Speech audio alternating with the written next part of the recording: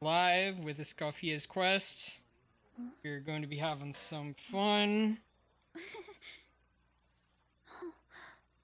And just we did the main Archon quest on Friday, but Escoffier's quest is still there, and I wanted to do it, and I wanted to clear up next week for other stuff.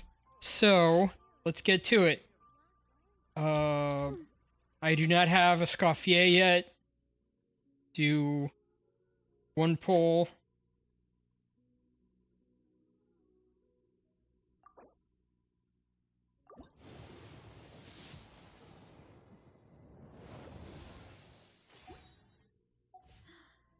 I didn't know if I'd get her, but everyone's saying that if you want Skirk, and Skirk seems like she'll be really good, then you should absolutely get Escoffier. Otherwise, Skirk isn't worth it. So we'll see if we can get her.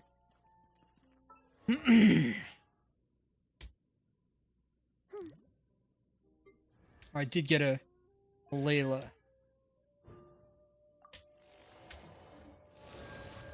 Alright, and let's... Treasured above all.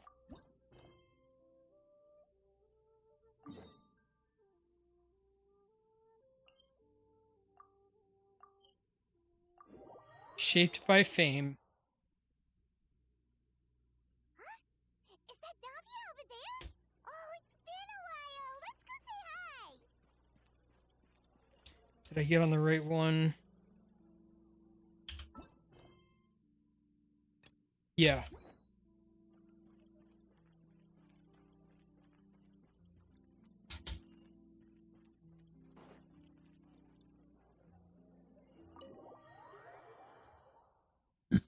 Because Navi is also part of the event quest.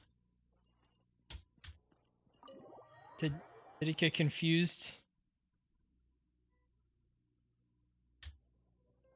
Oh, there she is. Hey, Navia, what you up to? Oh, she's undercover. She's got on the shades. Why the secrecy? Get lost, Monica! I don't want to see you back here until you're ready to wake up and start doing things properly! Right now, you're a disgrace to my kitchen and to the Hotel de Boer name! It was an accident. I'm sorry, did you hear me asking for excuses? No, I'll do better, I promise. Why is she so aggressive? She won't even listen to what the poor girl has to say. Oh, hey, cut her some slack. You gotta at least hear her out. Wait! Huh? Who do you think you are telling me? Wait a sec. Navia? So, you're bringing backup now. Suit yourself! You're still wasting your time! She's over there undercover with her glasses on, but she's still got one of the most recognizable outfits in all of Fontaine. Like, you're not undercover, girl, but it's great.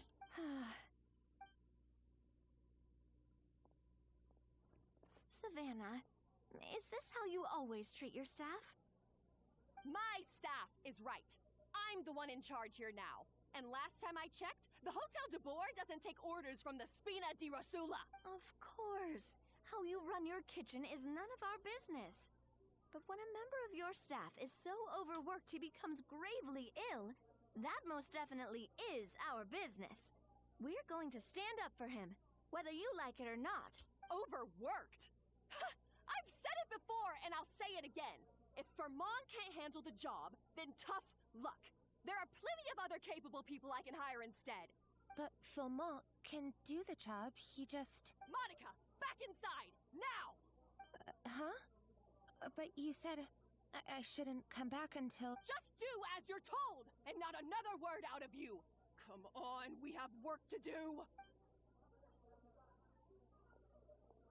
Wow, what a horrible person. Sorry. Looks like I've dragged you into some drama again. So, who was that? Her name is Savannah. She's the new head chef at Hotel de Boer. Ever since she took the job, she's been enforcing a brutal work regime and putting a huge amount of pressure on her staff. One guy was so overworked, he collapsed from illness. He's been bedridden for days, and he can barely even talk properly. I'm sorry. I'm sorry. It's all my fault. I don't deserve to be a chef. At his family's request, the Spina di Rosula is trying to mediate on his behalf. We're not exactly making a ton of progress, as you saw. Savannah is adamant that Vermont's exhaustion and illness have nothing to do with her or how she's been running her kitchen. She's refusing to have any kind of meaningful dialogue with us. Our next thought was to talk to the other chefs at the restaurant and get a better idea of their working conditions. But with Savannah watching them like a hawk, no one has been willing to open up. And that's why I'm here, doing it the old-fashioned way. Camping out, watching, and waiting for an opportunity. So you were waiting for Savannah to leave, and then you were going to approach Monica? Oh, shoot! It all makes sense now. Sorry. Paimon should have thunked before she spoke. Did Paimon ruin everything? 90% yes? Oh, no, not at all, Paimon. Honestly, the way she was laying into Monica, someone had to step in. I'm sure I would have piped up if you hadn't. And besides, I don't really think I'm built for espionage. Okay, she acknowledges it. Either way, Savannah's seen you now, so you probably won't get another chance. Yeah, meaning it's gonna be all the more difficult to get the inside scoop now. Oh, I might as well head back to the Fleuve Cendre then. We'll need to come up with a whole new game plan. Oh, if you're looking for espionage, I might have a few friends. Paimon will join you. Cause this is kinda all Paimon's fault. Then I'll join you too. Guys, it's fine. You don't need to worry about it. That said, if you were planning to visit the Fleuve Cendre anyway, let me take you out for a meal. I'll make sure it's a proper feast. A really famous chef just joined the Spina di Rosula's tavern. Her name is... Sorry to interrupt. I just wanted to apologize for the scene you witnessed just now. We shouldn't subject our customers to that. This is a small token from us. It's some candy from Monica. She asked me to make sure it was delivered into your hands. Monica's the one apologizing? Huh. Clearly Savannah is the one who owes an apology. Our head chef has been a little highly strung lately. Sorry for everything. Paimon, don't make things difficult for her. Thank you for the gift. Alright. Since there's candy, Paimon will drop it. Not the candy. Thank you for understanding. We'll make sure to pass your feedback on to Miss Savannah. a little highly strung, huh? Looks like with Savannah in the kitchen, even the waiting staff are on edge. Paimon doesn't get it. How did someone like her even become head chef? Well, according to Fermat's family, she hasn't always been like this. But that's a story for another time. Let's try this candy. Ah yes, never underestimate Navia's affinity for sweets. Oh, Paimon totally gets it. Come on, dig in! Huh? Hold on, there's something written on the wrapper. Find Escoffier.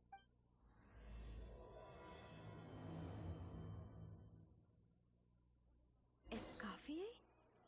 Could this mean... Go to the Palais Marmonia to find... Yeah. Let's stick to the plan and go back to the Fleuve Cendre for now. That's where we'll find Escoffier anyway.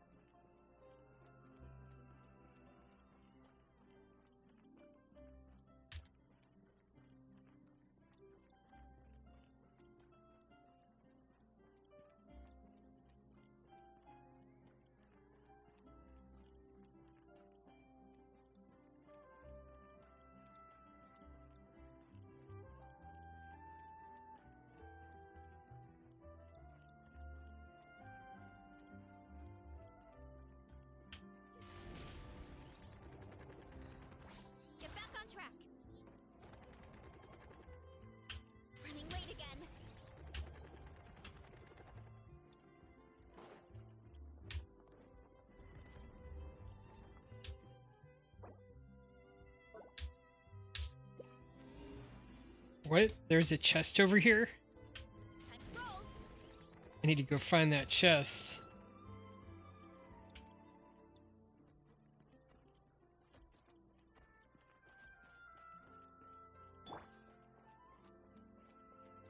There? Try and stop me.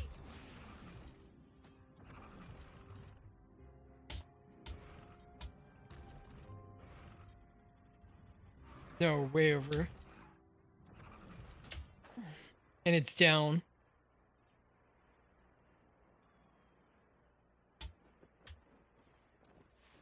Oh, in the bush. Hey, not a bad haul.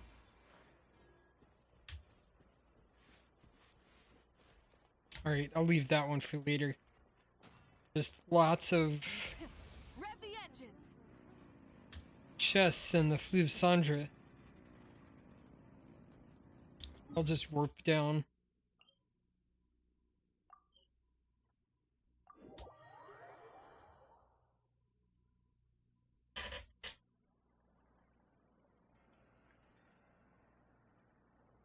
So, who is this Escoffier anyway? She. Well, for starters, she used to be the head chef at the Hotel de Bourg, before Savannah. She recreated the legendary Gâteau de Bourg and restored the restaurant back to its former glory. Oh, okay.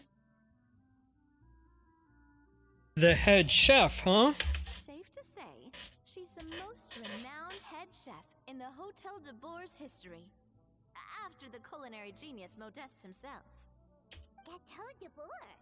That's the super exclusive cake that they only sell a few slices a day, right? Wow. Why the heck would she let Savannah take her plate? Well, apparently, the Hotel de Bourg was reported for a safety incident. Someone claims that the kitchen was adding an illegal substance to their menu. Oh. But none of the chefs had any idea how it could have gotten into the food. In the end, Escoffier decided that as head chef, she should take responsibility. And she was sent to the fortress of Meripede. The Fortress of Meripede? Oh, don't be so dramatic. It's probably just a formality. Well, you're right. The quantity of the substance they found was fairly minimal. Even the guards believed the whole thing was probably just an accident. Escoffier didn't have to stay in the fortress for long, but still, by the time she returned, the role of head chef had already passed to Savannah. So that's what happened. Paimon still thinks it's really unfair. Even though Escoffier is no longer head chef at the hotel, she's still well respected by the staff. So, I'm guessing what Monica wants is for us to convince Escoffier to try and negotiate with Savannah on the staff's behalf. Oh, Paimon gets it! Monica wants Escoffier to come back and kick Savannah out. It's simple. If the new head chef is stressing everyone out, then the solution is just get the old one back. Well, about that. You thought cream of mushroom soup was ready to serve after 3.5 minutes on the stove. You'd have had more sense serving hot water with ice cubes. At least then you wouldn't have wasted all this perfectly good cream and mushroom. What do you say? Oh man, she's fiery. I'm sorry, Cream. I'm sorry, Mushroom. Oh. As you can see, Escoffier is that kind of chef as well. How has the Hotel de Bourg made it this far? You have to leave it on the heat for long enough to allow those flavors the chance to come out. Don't be fooled by the aroma when the water first starts to boil. Got it? Yes, Chef. Then go back and do it again. The customers are still waiting. Remember where you went wrong and don't repeat the same mistake twice. Yes, Chef.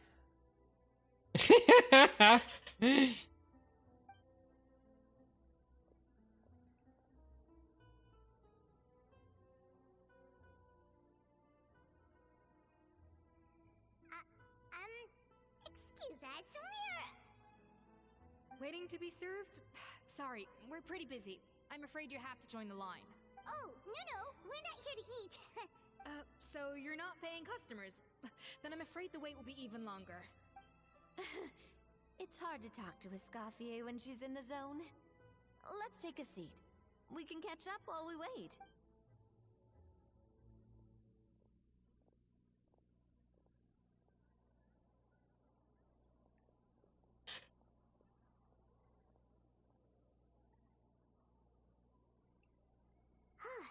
Looks like the rush hour is finally over.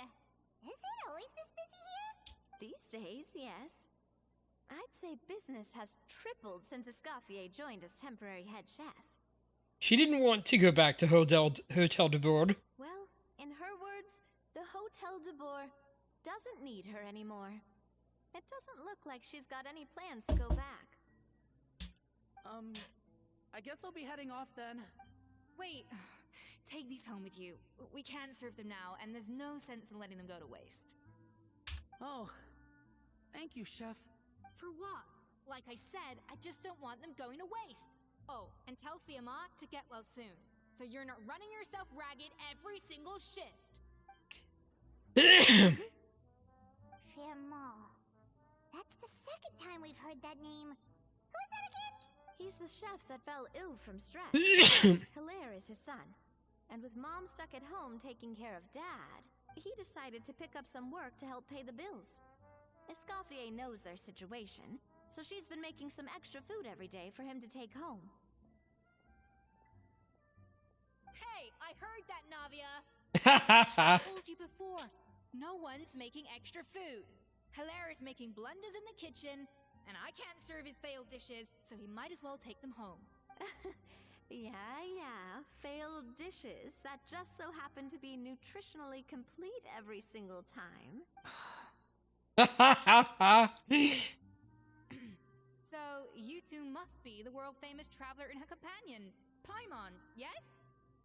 Is there something I can help you with? Oh, so you know us already. We'll skip the introduction then. We're here to talk about Savannah. Since Hilaire is working for you, you must be aware of the situation with Savannah. Oh, I certainly am. The Spina's headquarters are right next to the tavern. And I've lost count of the number of times Navia's come to pester me about it. But I don't work for the Hotel de Bourg anymore. And being ex-head chef doesn't give me the right to interfere with that business. Besides, I'm the one who persuaded Savannah to take the job in the first place. What? Well, she was a much gentler person back then. A little timid, even. She wasn't at all confident that she was the right fit for the role. That's hard to believe. Are we definitely talking about the same Savannah here?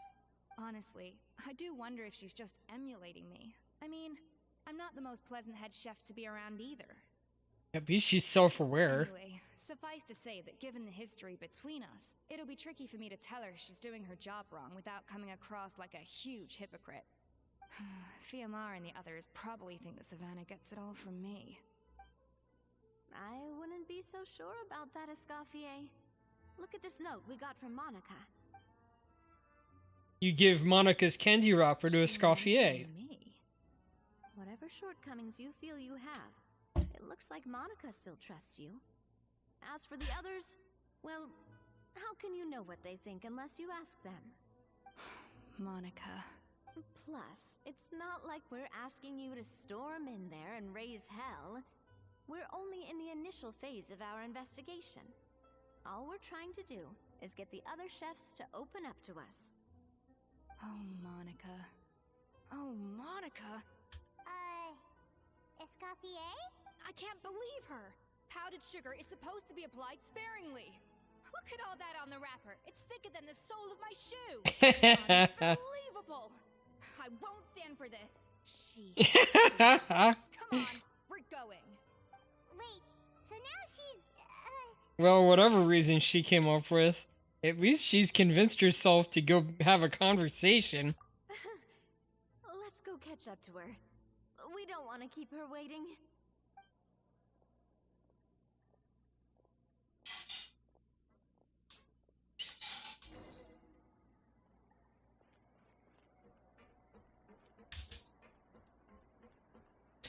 Return to Hotel de Bourg.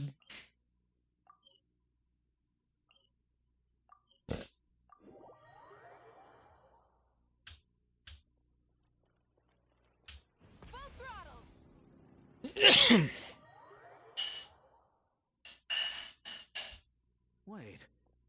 looks like. Is that a... I'm sorry.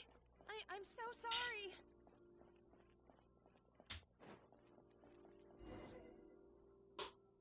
I'm sorry. I'm so sorry. I messed up your order. Oh, I wouldn't go that far. Maybe... But, please, you have... What the heck? Get up, Monica! Can't you see that you're just making your customer feel more awkward? Escoffier? If you want forgiveness, then do what any self-respecting chef would do. Make the dish again. And this time, get it right. You cannot go begging your customers to feel sorry for you. Savannah said that I'm not allowed back in the kitchen until I've corrected my mistake. But if I can't go back into the kitchen, I can't do the dish over. That's some backwards logic. How can you fix your mistake without being allowed to cook? If this is what Fermat had to put up with, then no wonder he had a breakdown. We apologize for interrupting your meal, sir. It's fine. With my layman's palate, it's not like I can tell the difference anyway. I was actually quite enjoying my meal until she appeared out of nowhere and started apologizing. Gave me a bit of a fright, to be honest. Oh, well, it's because Chef Savannah tasted a bit of the leftover soup from my pot and then threw me out of the kitchen. Gosh, that's pretty strict. Has she always been that way? I don't recall things being like this when Escoffier was head chef here. I gotta say, you're all looking a little worse for wear these days. Aww. I mean, Escoffier was strict too, but I think the difference is that her criticism was more constructive, so you knew what you did wrong and how to improve, and we all knew that it came from a good place. Chef Escoffier was hard on us because she truly wanted us to reach her level. But these days, whenever we make a mistake, we just get told to wake up, get your head in the game, or just do it again. And it's only gotten worse since word got out that Chef Escoffier had started working again in the Fleuve Cendre. Monica, you don't need to call me chef. I'm not the boss here anymore. Yeah, but through no fault of your own. What happened back then? That wasn't on you, and all of us know that. That banquet was a huge event, and so many staff were involved every step of the way. With so many moving parts, there's no way of knowing how that Lumiline ended up in the food we served. Lumiline? What's that? A new drug from the Fontaine Research Institute, produced from an extract of the Lumitoile. Apparently it sharpens the senses, so they used it to treat people with impaired responses to stimuli. Oh, yeah, I've heard about that. They found out you can use it as a flavor enhancer since it stimulates the taste buds. Makes things pretty addictive. They also found that overuse can have mood-altering effects, and even lead to nerve damage. So it quickly ended up on the guard's list of controlled substances. Wait. Is Savannah using this? Unfortunately, however, some food products containing the additive had already made it to the market by the time the guards banned it from the restaurant industry. Everyone knows that in all likelihood, someone probably just purchased a batch of contaminated ingredients by mistake. But you took all the blame. We all know why. You just didn't want to see this turn into a place where tensions are constantly running high. Because everyone's suspicious of each other all the time. And now look at you. A fry chef in the Fleuve Cendre. What are you trying to say? Sure, the Spina's Tavern is no Hotel de Boer, but come on. It's not that bad, is it? Oh, the Fleuve Cendre, you say? Great. That's where I'm dining from now on. Monica, I'm very happy with my current job. And there's no changing the past. We just have to let bygones be bygones. Besides, at the end of the day, I was the head chef, regardless of whose mistake it was. Ultimately, the responsibility lay with me. If only Savannah was half the boss you were. I'm sorry? Do you have a problem with my conduct as head chef? No, chef. So, you do remember who's boss. Escoffier? I thought you'd left this place for good. What are you doing back here? What happened to you, Savannah? Why are you acting like this? When I turned this place over to you, You made me the head chef and gave up your right to tell me how to do. You're not the boss here anymore. So stop acting like you own the place. Whoa. Sounds like someone has a chip on her shoulder. Maybe we should give them some space. Oh, Savannah! My God, have you grown a temper since I last saw you? Have you put even half the amount of energy into improving your cooking skills? Or are you still using the Pluie Lotus as an off-brand markup, thinking no one can tell the difference? That's none of your business! Ouch! What happened to not storming in and raising hell? She started it, Paimon. It's okay. Ho ho! I was not expecting to see something this spicy as soon as Escoffier returned. Huh? Fan Asian? Aye, miladies. Might I make a humble suggestion? Given that we have ourselves a tete-a-tete between chefs at the Hôtel de Bord, I dare say it would be de rigueur to settle this the traditional way. The traditional way? Iron Chef. That can only mean one thing. Sounds like we're in for a history lesson. That's right. I'm talking, of course, about the tradition established by Modeste himself. The cooking contest! According to legend, the founders of Hotel de Boer, Modeste and Savelli, used this method to resolve all of their disputes. Everything from petty arguments over next week's menu to disagreements over the strategic direction of the restaurant. The cooking contest would decide who had the final say. Huh. It sounds like they had a lot of free time on their hands. Ah, well, it might sound that way to us. But in fact, the cooking contest played an enormous role in motivating chefs to hone their skills, reaching new heights of excellence in the culinary arts. And indeed, the reintroduction of this institution in recent years has surely been instrumental in transforming the Hôtel de Bord into the top-ranking restaurant in Fontaine. Reintroduction? Someone brought it back? Who? What say you, Escoffier? Surely you of all people won't back down from this challenge. It was you who put the rule in place, after all. I thought so. There's your answer, Paimon. Sure, I reinstated it, but I'm not a chef at Hotel de Boer anymore. Isn't this bending the rules a little?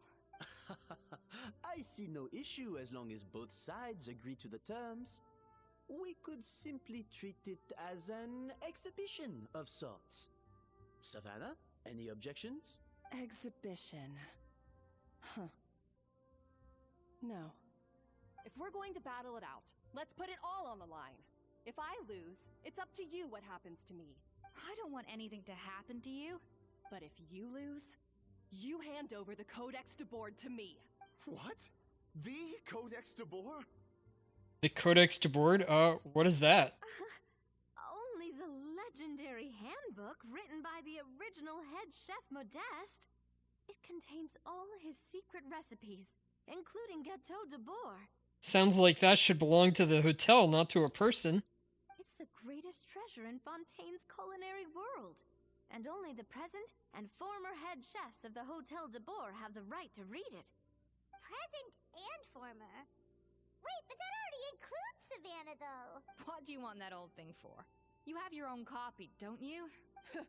Don't take me for a fool. You know perfectly well what I mean. I want your copy, the original version, the one you took with you when you left us. I'm sorry, I must be missing something. You know, there's no difference between the original and the copy, right? They contain the exact same recipes. Stop trying to change the topic. What's wrong, Escoffier? Scared you're gonna lose to me? Or are you scared of me getting my hands on the original codex? Savannah, you may remember that we gave her the original as a parting gift, to thank Escoffier for her years of service. Asking for it back feels a little, Oh, I'm sure it won't be an issue, as long as both sides agree to the terms. Those were your words, weren't they? And as for the contest itself, let's make it a bake-off. Gâteau de Boer, per the recipe in the codex. Well, Escoffier, you against me. Are you in or out? You sound surprisingly confident. All right then, let's see how much you've actually grown. I hope you surprise me, Savannah. I'd hate to find out that all you've learned after this long is how to chew people's heads off. Believe me, I'll show you. Escoffier, are you sure this is a good idea? You accepted her terms a little hastily. Oh, it'll be fine. Let's head back to the Fleuve Cendres so I can get prepping.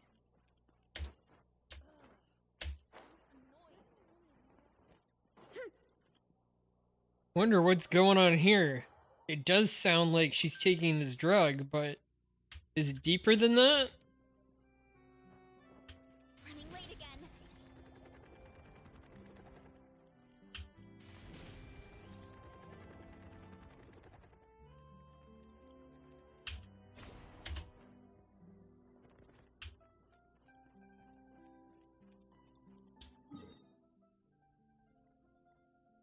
I'll just warp down like usual.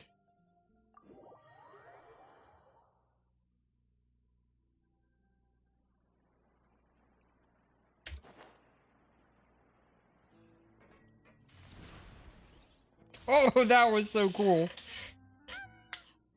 So, this whole bake-off thing kind of came out of nowhere.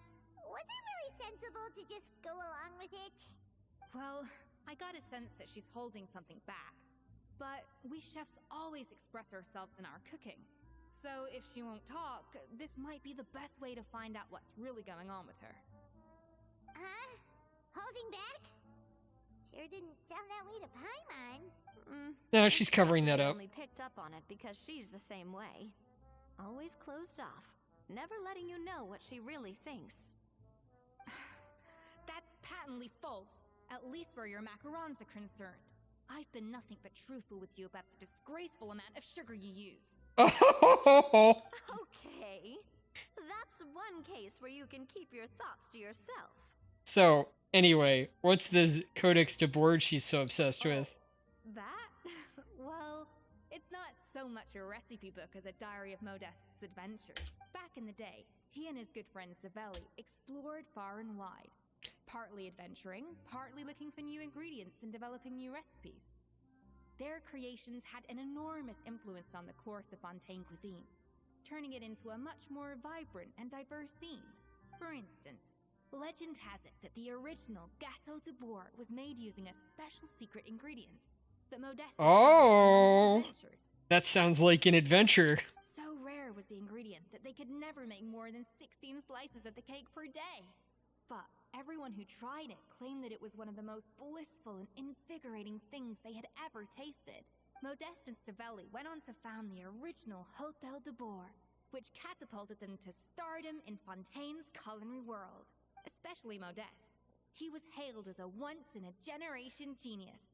And over time, the recipes from his adventure log became known as the Codex de Bourg. Yeah. Paimon's heard this kind of story before. Armed with the Codex, the Hôtel de Bourg took its rightful place as the finest restaurant in the land, serving those recipes for centuries to come. Something like that? Paimon's doing accents. Okay. What? No, of course not. Cooking is a constantly evolving art form.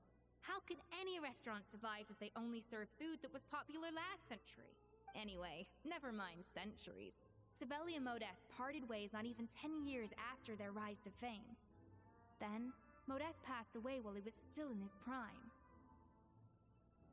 And that was it. The end of the Hôtel de Bourg's heyday.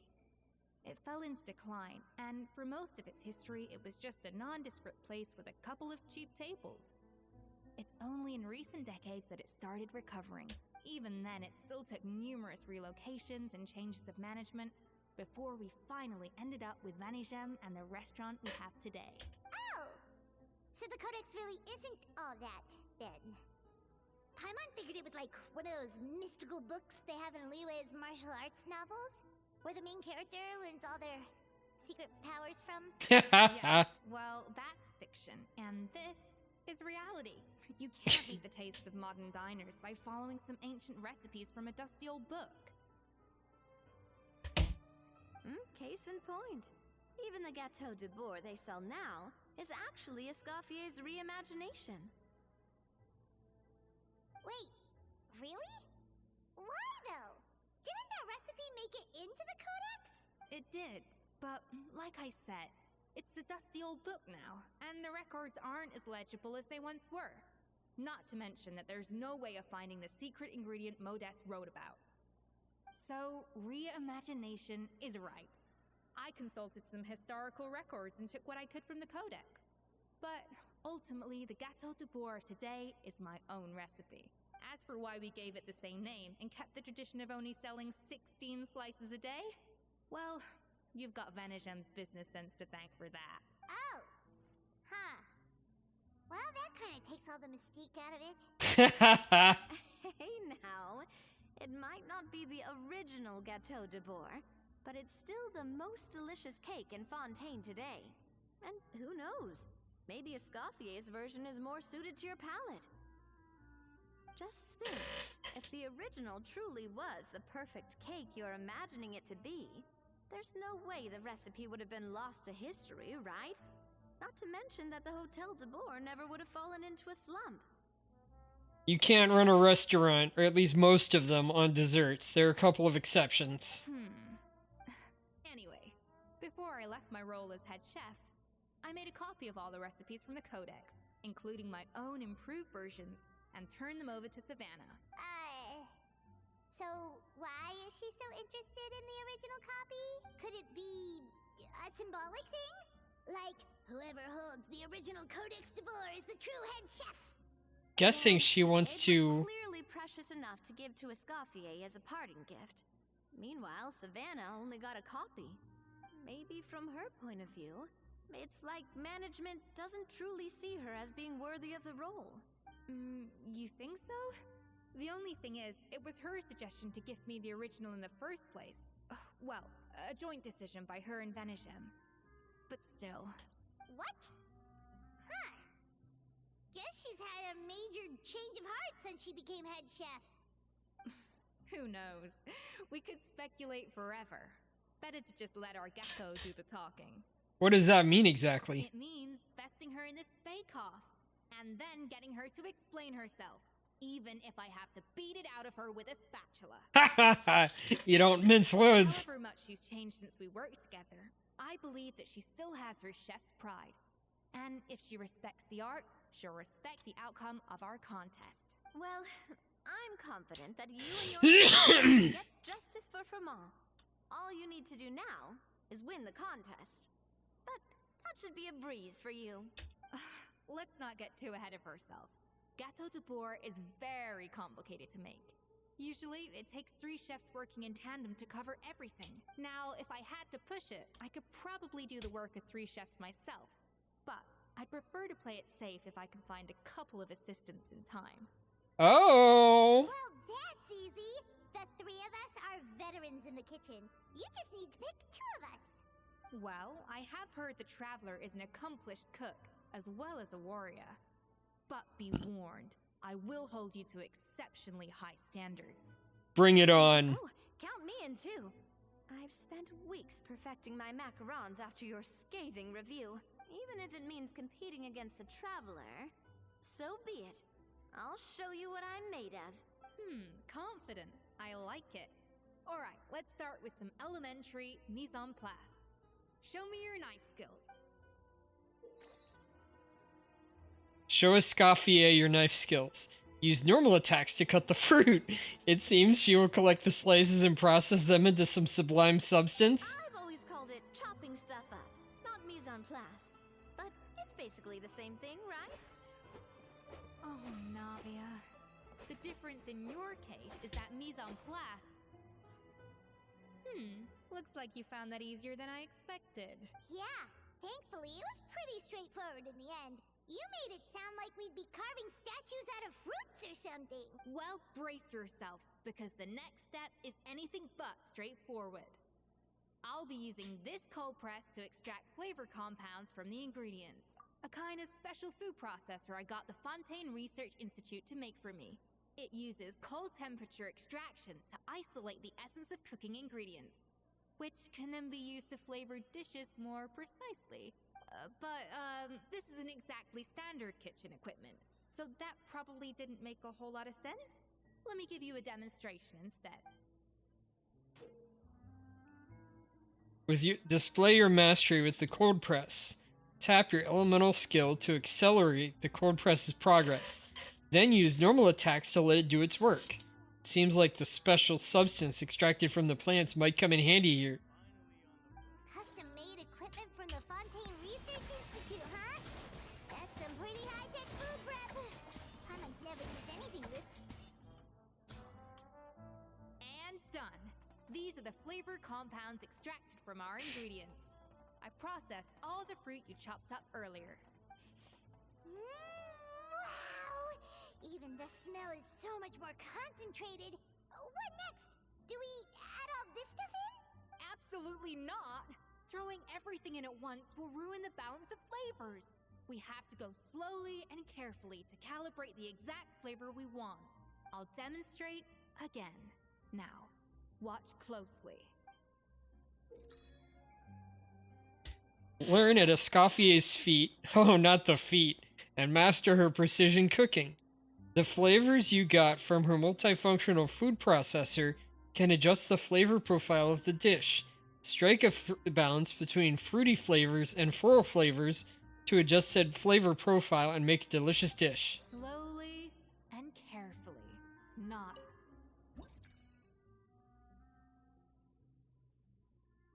Alright, I need to add on...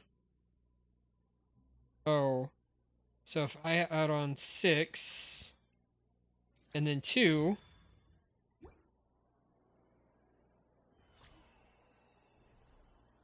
Ha ha ha! Flavor balancing complete. And voila! Now it's your turn. With Escoffier's guidance, everyone completes the flavoring process. Not terrible. Considering this was everyone's first time blending flavor extracts, it could have been worse. Oh, it's Paimon's fault. But the Traveler's work was surprisingly good. Are you sure you've never done this before? You got almost perfect results on your first try. All thanks to my excellent teacher. That goes without saying. Still, credit where credit's due. You did well. Alright, now for the part I've been looking forward to. I want each of you to cook something from the Hotel du Bois' current menu. I'll judge your submissions and give you a final score. Final score? That's right. The true test of your cooking skills is the finished product. It'll be good practice for the contest itself. Now get to it. Chop chop! How's it going? Have you picked a dish yet? Choose wisely. I expect you to present the most delicious thing on the menu. Poisson seafood soup. Delicious rainbow macarons. Delicious garlic baguette. Oh no. I'm gonna do the seafood soup.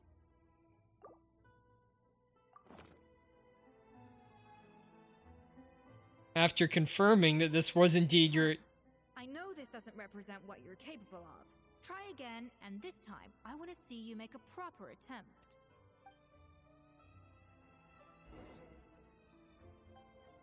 How's it going? Have you picked it?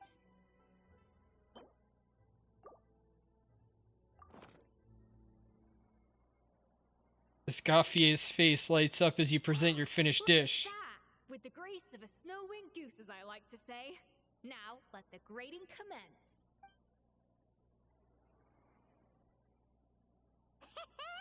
Pretty good, right?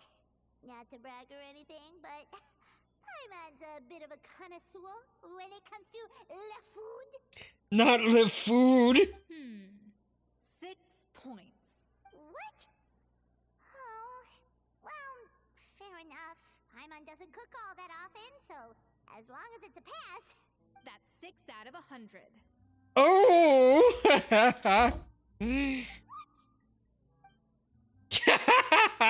The smile! You say you're a connoisseur, but it's quite clear from this dish that you have far more experience consuming food than creating it.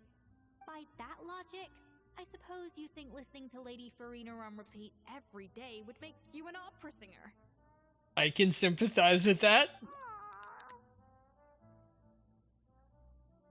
Me next, me next. I'll have you know that this batch of macarons has 2 whole tablespoons less sugar than my previous ones. So you went from 12 tablespoons to 10? Well, it's nice to know you actually measured it out. Because it tastes like you just threw in whatever was left in the jar. 6 points. Aw. Aww. Yikes, she's a harsh judge. Now to the final dish. So, what do you think? This is our last hope. 8 points. Darn, that's barely higher than what we got. Not exactly. The color is spot on. Beautiful aroma. Excellent presentation. I have to give this one 8 points out of 10. Maybe even 9 points. What? How did you pull that off? It's all that practice from cooking for you, Paimon. Don't get me wrong. There's room for improvement. But still, this is clearly the work of an accomplished chef. I can tell that you've put many hours of work into honing your skills in the kitchen. I can really taste the grace of the snow-winged goose in this dish. The traveler's journey, with all its trials, tribulations, and setbacks. Not to mention the frustrations of having a picky eater for a partner. Did you taste that? Well, it looks like I lost fair and square. I guess you'll be taking the traveler as one of your assistants then? But if it takes 3 chefs, that still leaves 1 slot remaining. Maybe Paimon and Navia should keep practicing and see how it goes? Chef Escoffier, Oh, it's Hilaire. What brings you here? I heard the news about the cooking contest. You're doing Gâteau de Bois, right? I was just wondering if you needed any help. Huh. And you think you're up to the task, do you? Oh, no, I know I'm not there yet. It's actually my dad who wanted to help. Firma, last I heard, you could barely get out of bed. Chef Escoffier, Navia, Traveler, thank you all so much for everything you're doing for me and my family. I've had enough of sitting around at home while you run yourselves ragged. If you let me, I'd like to help you win this cooking contest. Are you sure you're up to the task, Firmon? Yeah. I was gonna say the same thing. Don't you worry. I'll be fine. I'm feeling much better now. I'm sorry. I know I've been rather useless these past few days, but not anymore. The fact is, I'm a fine chef, despite recent events. I've proven myself in the Hotel de Bois kitchen, so if anyone's qualified to work under Chef Escoffier, it's me. I think. I mean, I hope so. Firma, have you even set foot in a kitchen since leaving Hotel de Bois? I have not, but I'm fully rested now. I know I can handle it. I'll prove it. Let me whip something up for you right now.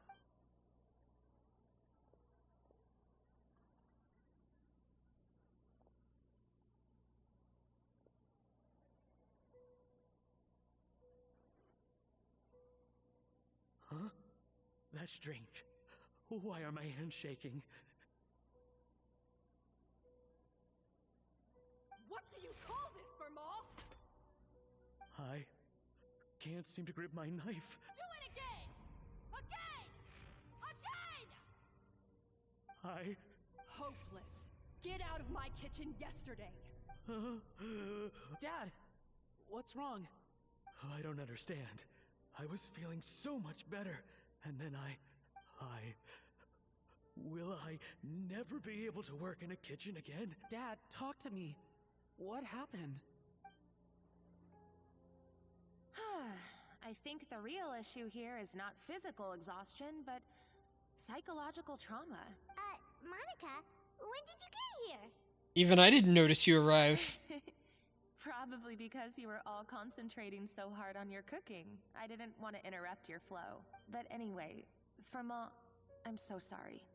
If only I'd known how serious your situation was, I would have stood up for you sooner. You have nothing to apologize for, Monica. During those long nights of redoing every order, you were the only person who looked out for me. Oh, come on. All I did was make you some tea. I doubt it was much help. Savannah was so ruthless toward you. I probably should have brought you something stronger. She sounds like the worst. All right, another Savannah horror story. Let's hear it. She's been getting harsher and harsher on us ever since she heard about Escoffier's new role in the Field Cendre. Seems like no matter what we make, she'll find something wrong with it. What is this? It looks like a dog's been at it! In the trash now! Then she orders us to redo the dish again and again, but we never know what's going to make her happy. Do it again! Do it again! Do it again! Every time you remake it, you just get another earful from her. Either straighten yourself out or get out of my kitchen! So now, it seems like just picking up a kitchen utensil gives me flashbacks of her yelling at me. Oh, man. That must be awful. The more I want to get it perfect, the more my hands shake, and the more scared I am of making another mistake. How can you give up so easily, Firma? You weren't a quitter when you were working for me. And even under Savannah, you talk about working late into the night trying to perfect your dishes. That says to me that you still hadn't lost that determination to prove yourself. What changed? I don't know what's come over me. When I think back, I just remember feeling like my heart and my hands were growing heavier and heavier as the shift went on. Each time I had to redo a dish, my heart sank a little further. Maybe Savannah was right. Maybe I am just hopeless at this. Dad. I see. Well, it sounds like there are some deep issues at work here. Ones that won't be resolved by merely seeking compensation. I will win this contest, and after that, I encourage you to approach Savannah and talk this out. But what if you can't find another assistant in time? Clearly, I'm in no state to help out. You think being one person short will ruin my chances? Let's not forget, I taught you and her everything you know. Even if I had to go it alone, I would present the perfect gâteau. Oh, well, Paimon and Nadia will still keep practicing, just in case. And so will I. Yeah, and if worse comes to worse, we can always get the Spina di Rosula to put out... Actually, I thought maybe I could help. That's sort of why I'm here. What? Why didn't you say so? I was going to, but then... well, this is the first chance I got. You do this for us? Thank you so much, Monica. Alright, fine by me. But aren't you still working for Savannah? Joining the other side seems like a guaranteed way to put your future employment in jeopardy. I know, but it's alright. I've made up my mind. With the way things are, I can't keep working for Savannah much longer anyway. Unless I want to become the next Firma. I'm done with sucking it up. It's time to try and turn things around. If this cooking contest can get Savannah to see the error of her ways, then I'm sure she'll forgive me for this. I hope you're right. Well, Paimon didn't think we'd be poaching from Savannah's staff to get our third person, but there you go. Anyway, Monica's a professional chef, so nothing could possibly go wrong now.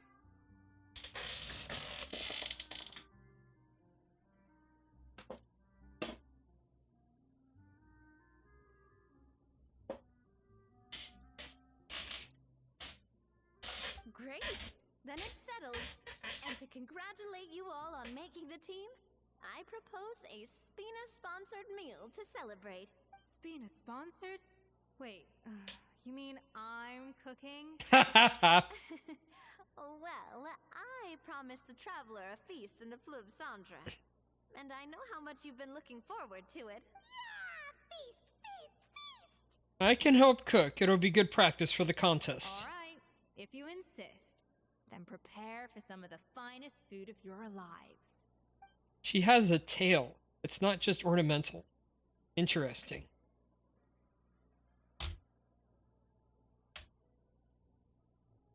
Escoffier opted for a huge variety of dishes.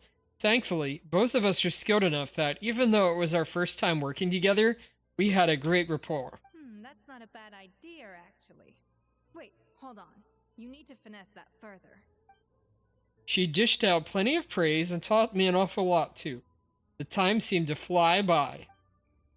That was a dream come true. Paimon never knew Fontanian cuisine could be this good. Oh.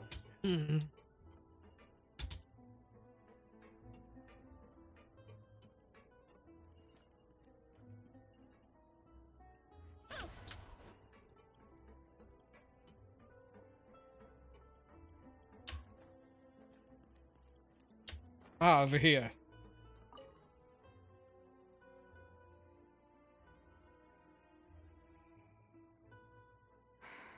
Why, Savannah?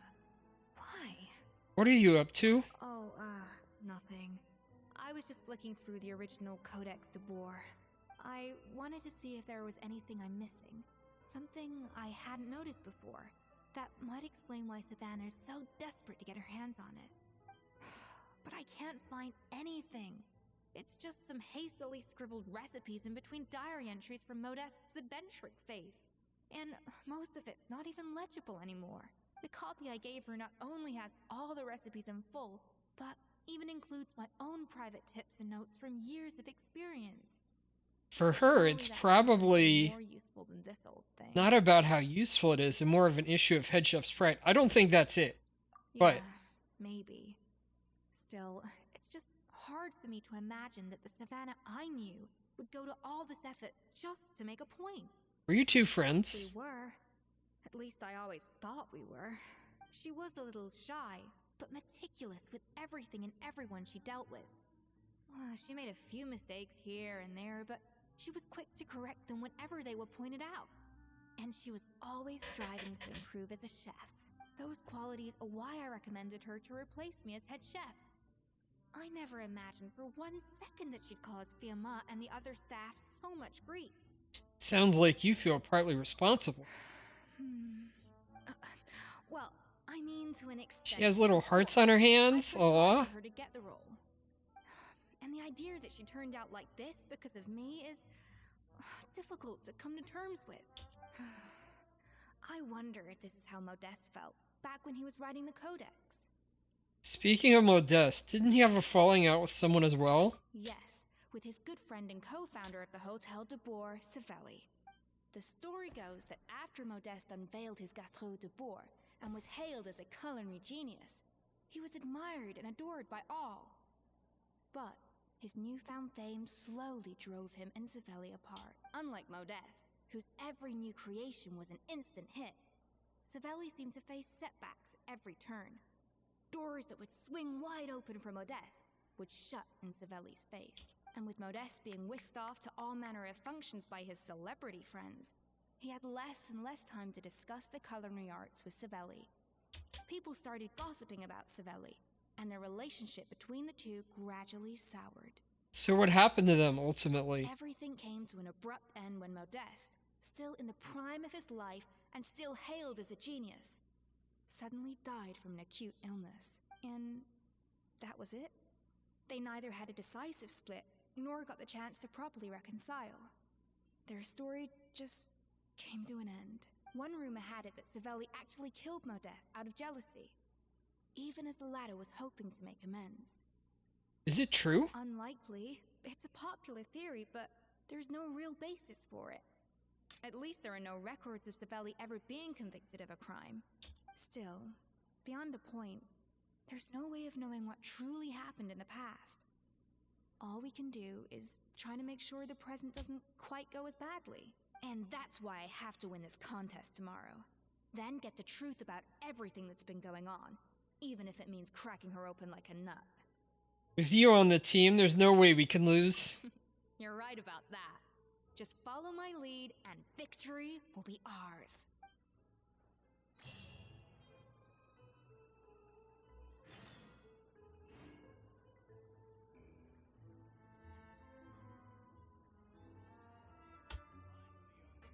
Wait until the following day, 12 to 16.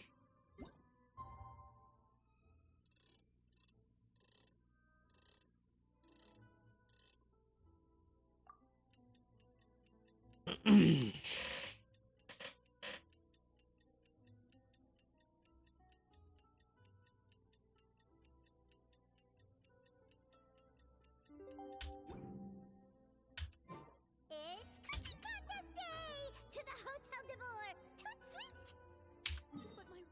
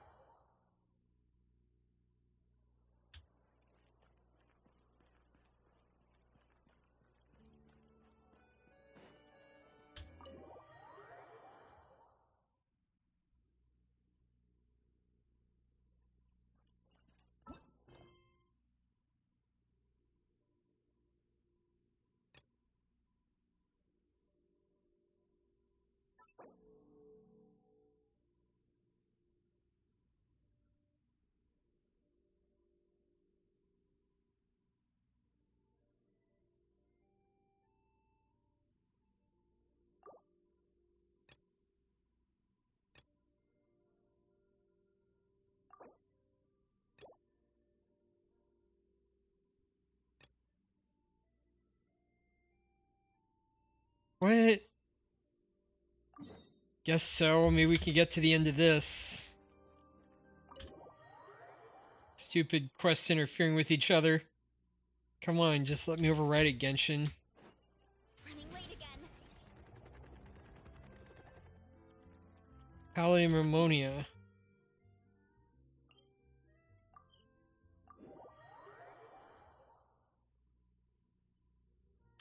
Running late again.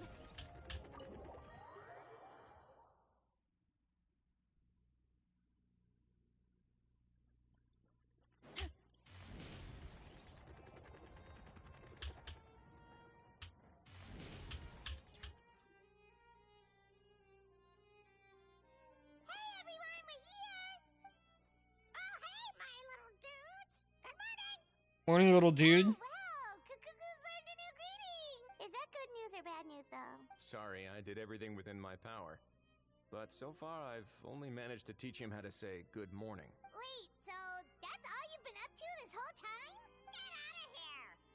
I think that means no. Huh? Okay, so good mornings aside, please tell Paimon there's been some other progress too. Of course. That's why I'm here. Kukuku's not the only one that Mr. Risley's been getting to talk. I'm referring, of course, to the convicts. It was nothing. These guys weren't exactly tough nuts to crack. So, what's the deal? After racking their brains, they remembered speaking to an inconspicuous middle-aged man just as they were preparing to pack up and leave Natland. He was dressed in the manner of the Children of Echoes and carrying a box. Plus, the description matches the one the gun was found in. All in all, he didn't look any different from your average Natlanese traveler. Perhaps seeing that they were dressed as merchants, this man stopped for a chat, inquiring where their goods were headed, and even asking if they could share a boat. The smugglers were very cautious, though. They didn't tell him any specifics. Oh? But all this happened before I crossed paths with them. I happened to notice them as they were preparing to set sail. I thought they looked shady, so I snuck aboard, and ended up being carried along all the way to Fontaine.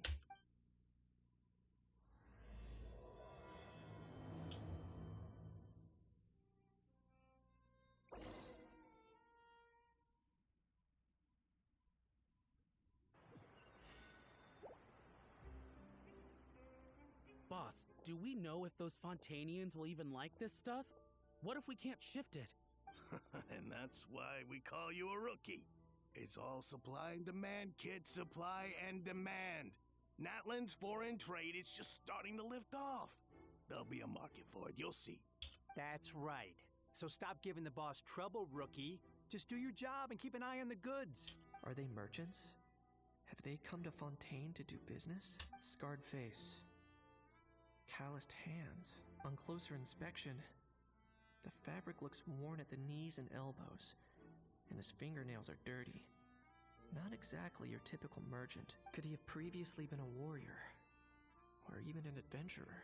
Something feels off. I'd better sneak up and get a closer look. Not the sneak up. Nice thinking, boss.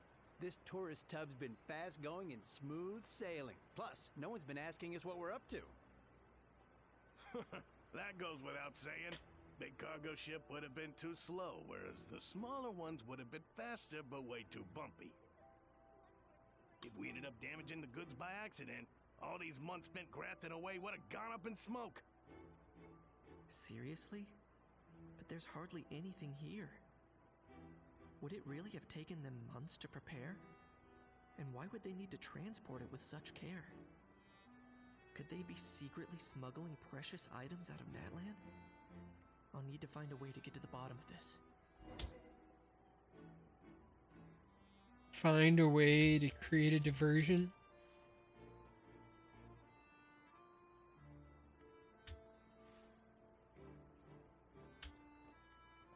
Let's go. What was that sound?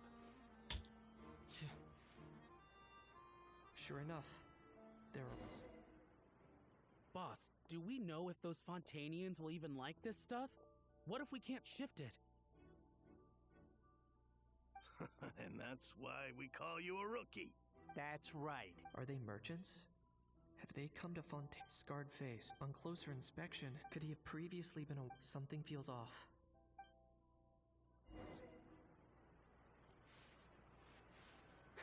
Nice thinking, boss.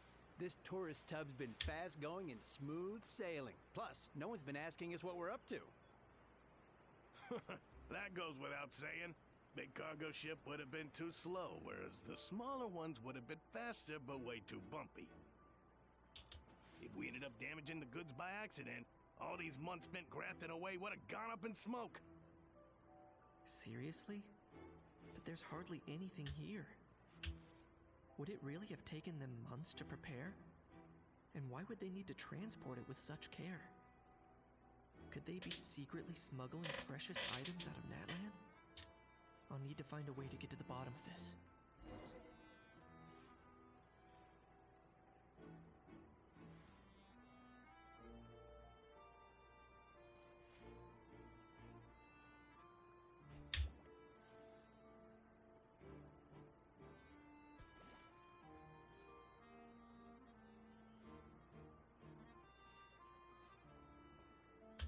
Let's go hear what these criminals have to say for themselves.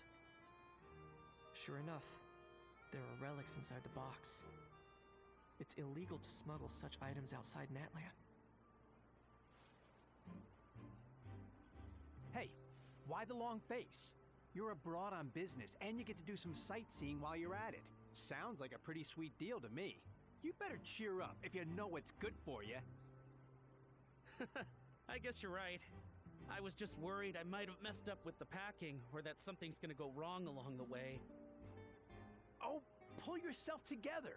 Tons of foreign tourists come traveling to Fontaine. I bet their luggage is full of all kinds of weird stuff. If someone insists on checking it all, just show them the purchase order we had drawn up. Those Fontanians can't get enough of their legalese, so I've heard. They can look all they want. Aha. So their aim is to smuggle in contraband after all. Looks like I've gathered enough intel about the smugglers and their contraband. Time to inform port security.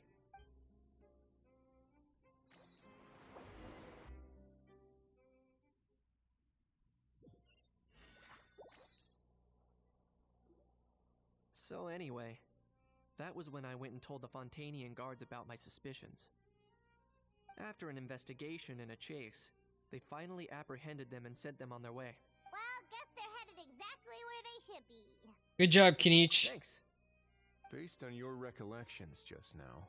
I was completely focused on those smugglers at the time, so I wasn't really paying attention to other passersby. That's only natural, don't worry about it. Kinich, you did great. In other words, the person who brought the gun here, the one who lost it, has no connection to the smugglers whatsoever.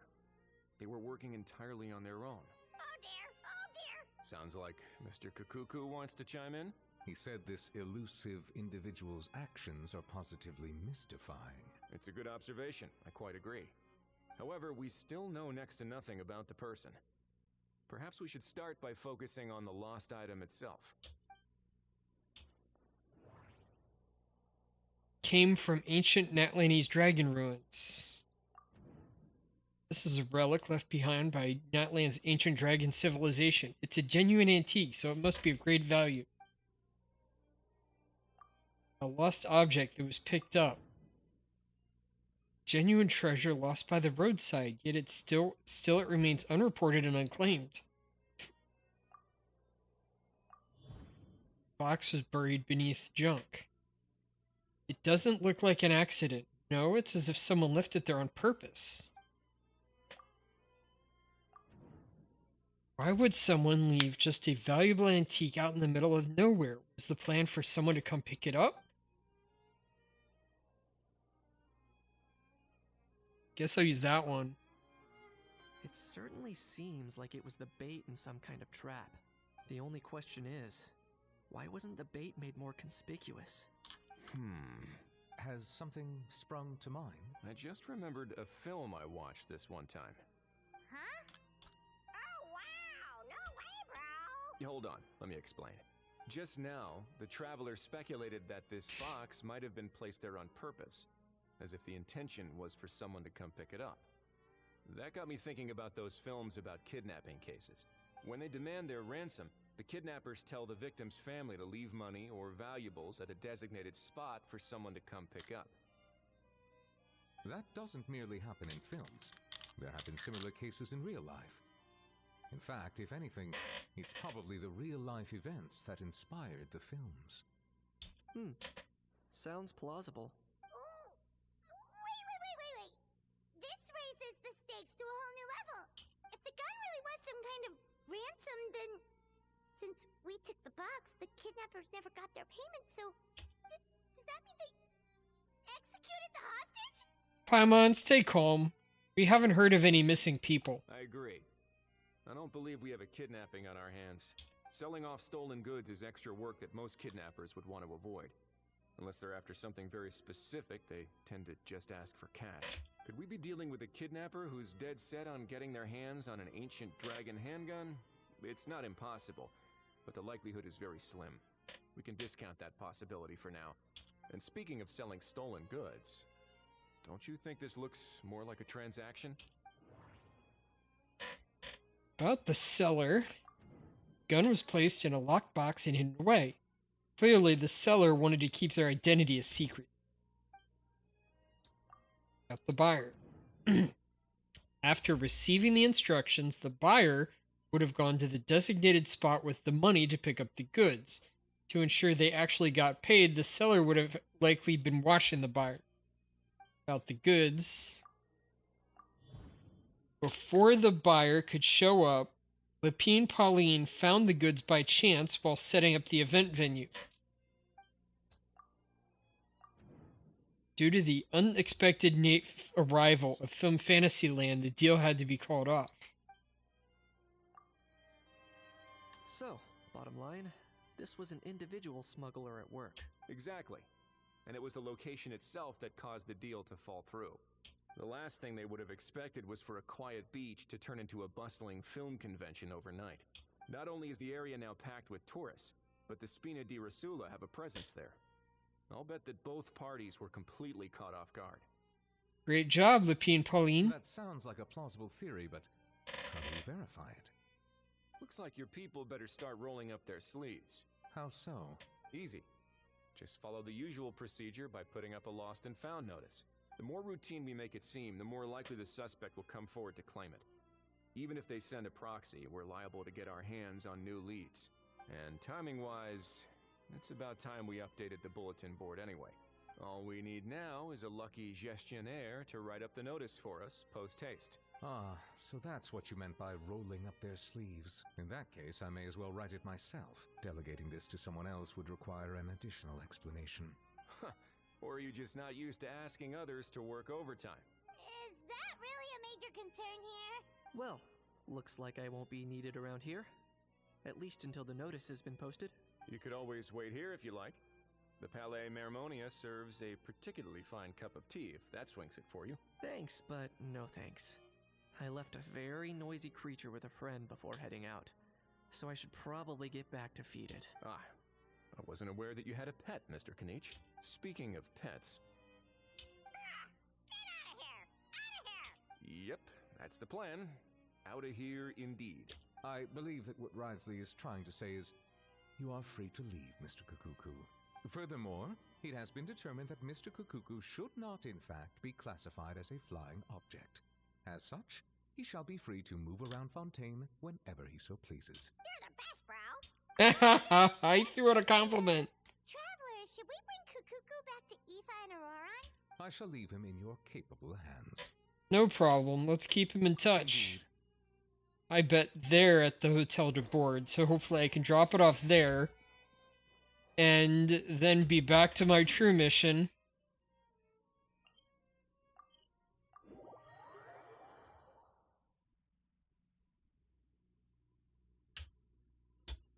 scoffing with Escoffier. How? What now? Let's shake hands.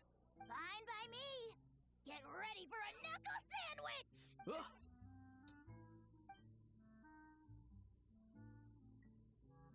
Oh, nice dodge. Paimon feels strangely inclined to keep a safe distance. Did you miss me, bro? Cuckoo, you're free! Not you again. Nope, didn't miss you in the slightest. Hey, other granny. And hey, Paimon and Kanich. It's good to see you all.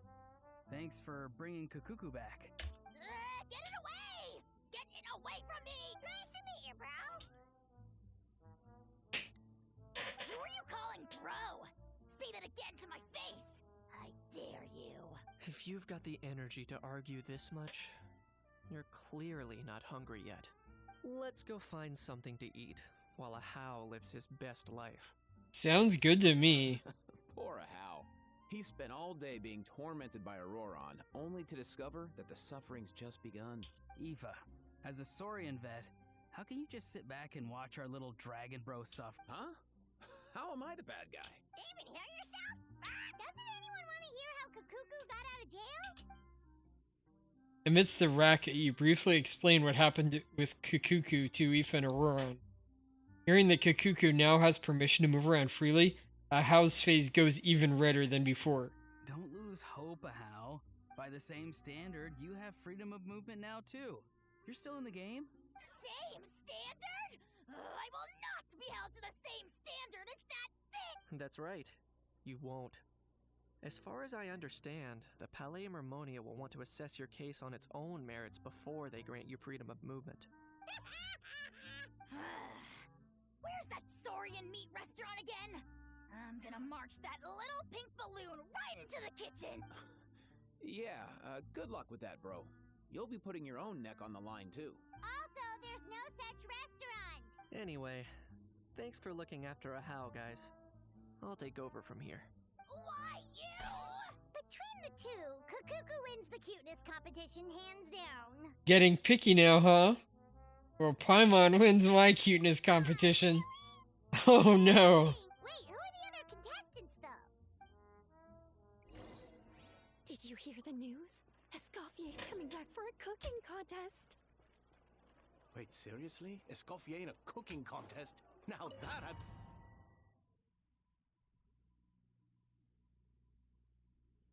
Mesdames et messieurs, welcome one and all to the Hôtel de Bord and to this most exciting of cooking contests. Savannah, I've brought the original copy of the codex you asked for. Monica? In the interests of fairness, this contest will be conducted in a double-blind format. Once the dishes are complete, they will be sent to the back of the kitchen where they'll each receive a label. The labels will be placed out of sight underneath the plates, only to be revealed after the judges have sampled them and reached a final verdict. As one of the judges, I promise to be fair and impartial. When my meal got interrupted yesterday, I never thought this is how they'd make it up to me. Getting a seat on the judging panel is a pretty sweet deal. Both contestants have taken their positions. Then, without further ado, let the Hôtel de Bord cooking contest commence! Gâteau de Vaud Léon. Complete the objective by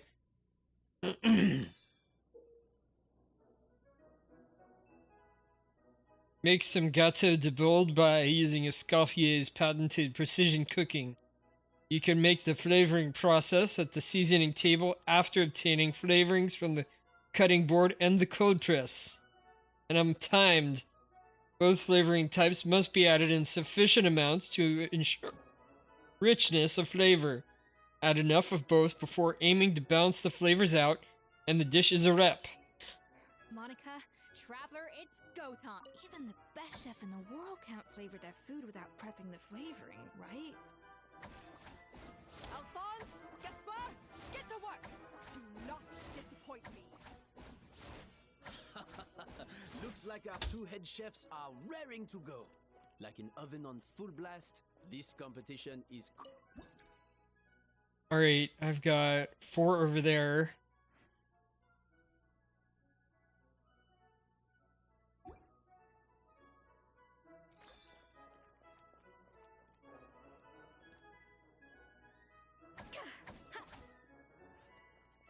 Huh?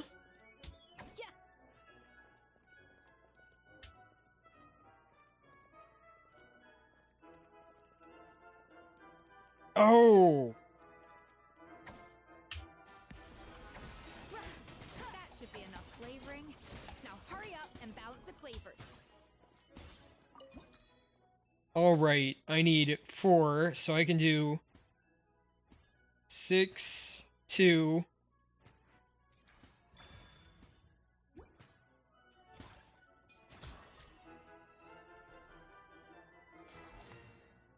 Flavor balancing complete.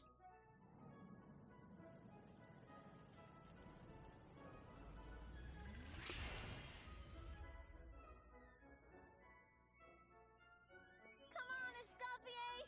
Come on, traveler!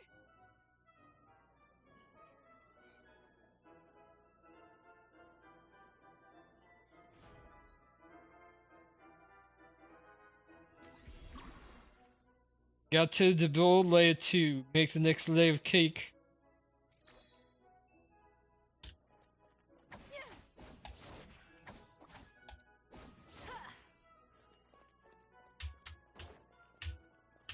A little amuse-bouche.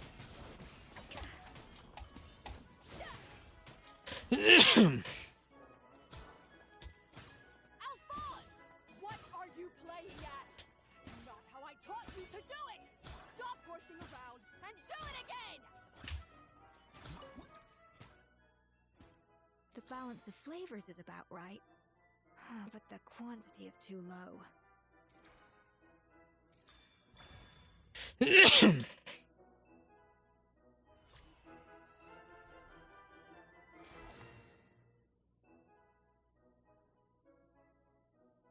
So,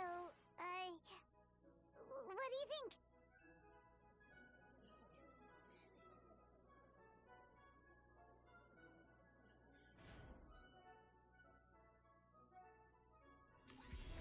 Layer 3. Make the last layer of cake.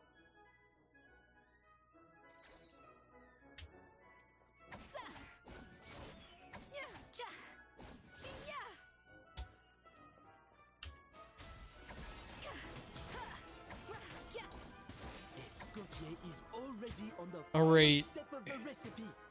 Let's check on Savannah's 6. I think this flavor profile is still a little bit...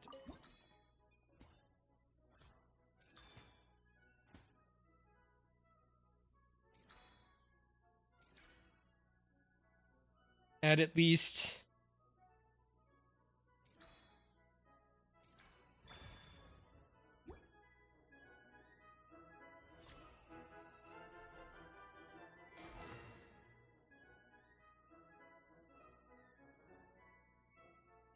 You can't match Escoffier's talent.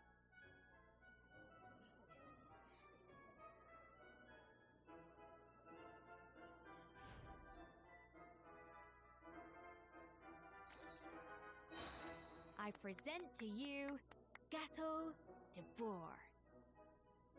Use elemental burst to complete your work.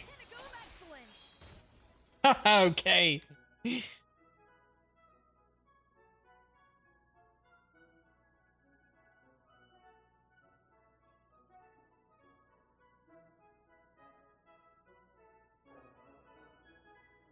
That was perfect!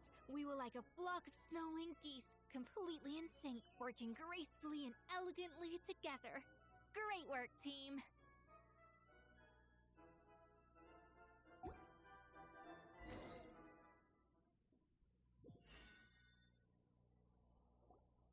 Time's up! Contestants, please take your dishes to the back.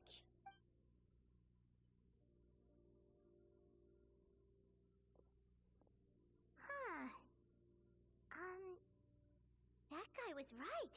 You really can't tell whose is whose just by looking at them. We both made the same dish after all. For all her flaws, Savannah's a talented chef who earned my recommendation for good reason. She wouldn't screw up something as elementary as the cake's appearance. Whoa! This is really rather good. Wonderfully soft and fluffy. Beautifully sweet. This is a masterclass in how to make gâteau de bois. I would give this one at least 9.9 out of 10. Only because there's something about the flavor of the base. It's just a little different from the recipe I'm used to. Huh?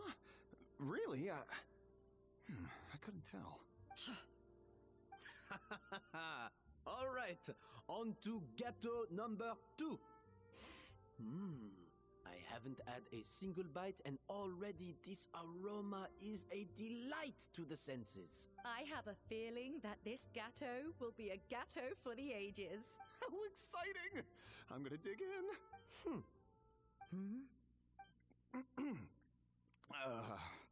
I think maybe someone got a little carried away when they were adding the sugar. Not just the sugar, it's the flavors too.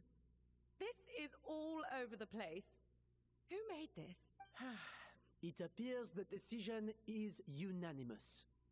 This gâteau is far below the standard we would expect. Whew! And Paimon thought this might actually be close. Turns out she can't bake to save her life.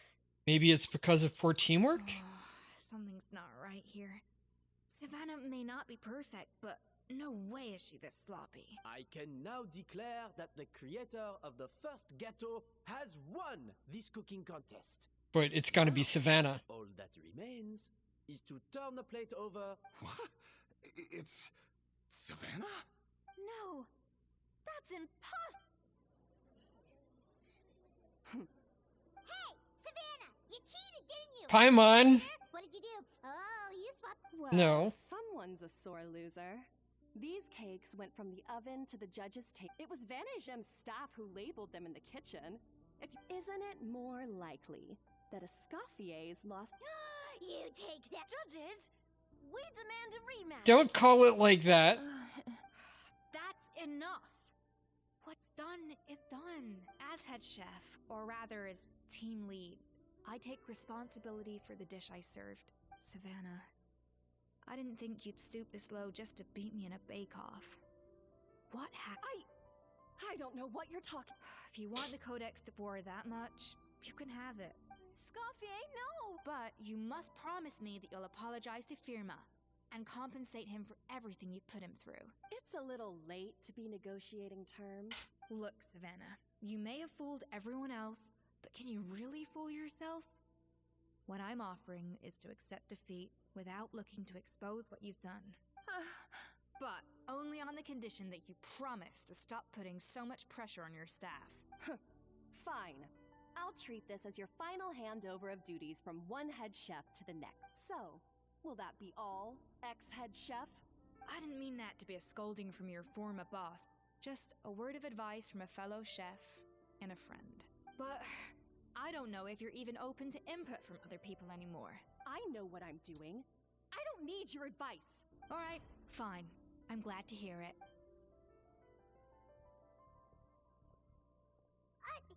Escoffier? The Codex de Boer. Finally. Escoffier? How could you let her get away with this? Yeah, the Codex is... It's all right.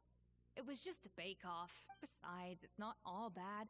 She agreed to compensate. Honestly, if I'd have known that giving her the Codex would solve everything, I'd have just done that in the first place. I mean, why bother with a whole cooking contest? It's such a waste of time and energy. But Escoffier. Privately, I'm sure she's devastated, but what's done is done. No. No! This doesn't make any sense! Huh? That's it? No secrets. No nothing? I don't believe it. This can't be happening. Oh, Chef Savannah! Savannah? Savannah passes out after reading through the original codex. It's nothing life-threatening. Just a lot of pent-up stress and exhaustion. Oh, I knew it. Pent up stress? The truth is, however hard she might be on the rest of us, the person she puts the most pressure on is herself. Yes, there are nights when she makes us redo things over and over into the wee hours. But for her, it's every night. She'll hide herself away in the kitchen, working on new techniques and recipes, and only realize how long she's been at it when we come to work the following morning. But why? Why would she do that? Our best guess is she doesn't want to be seen as less of a chef than Escoffier. And there it is. Even so, that's no excuse for taking her anger out on the rest of you. Yeah, and it's definitely no excuse for cheating in the cooking contest. About that, we honestly have no idea how she did it. We were focused on our own work the whole time, like she asked. Leone and Algalia were the ones I tasked with labeling the cakes. I've already spoken to them both. They're at a loss to explain it too. Not to worry. Come on, join me downstairs. I'll interrogate the guilty gâteau myself.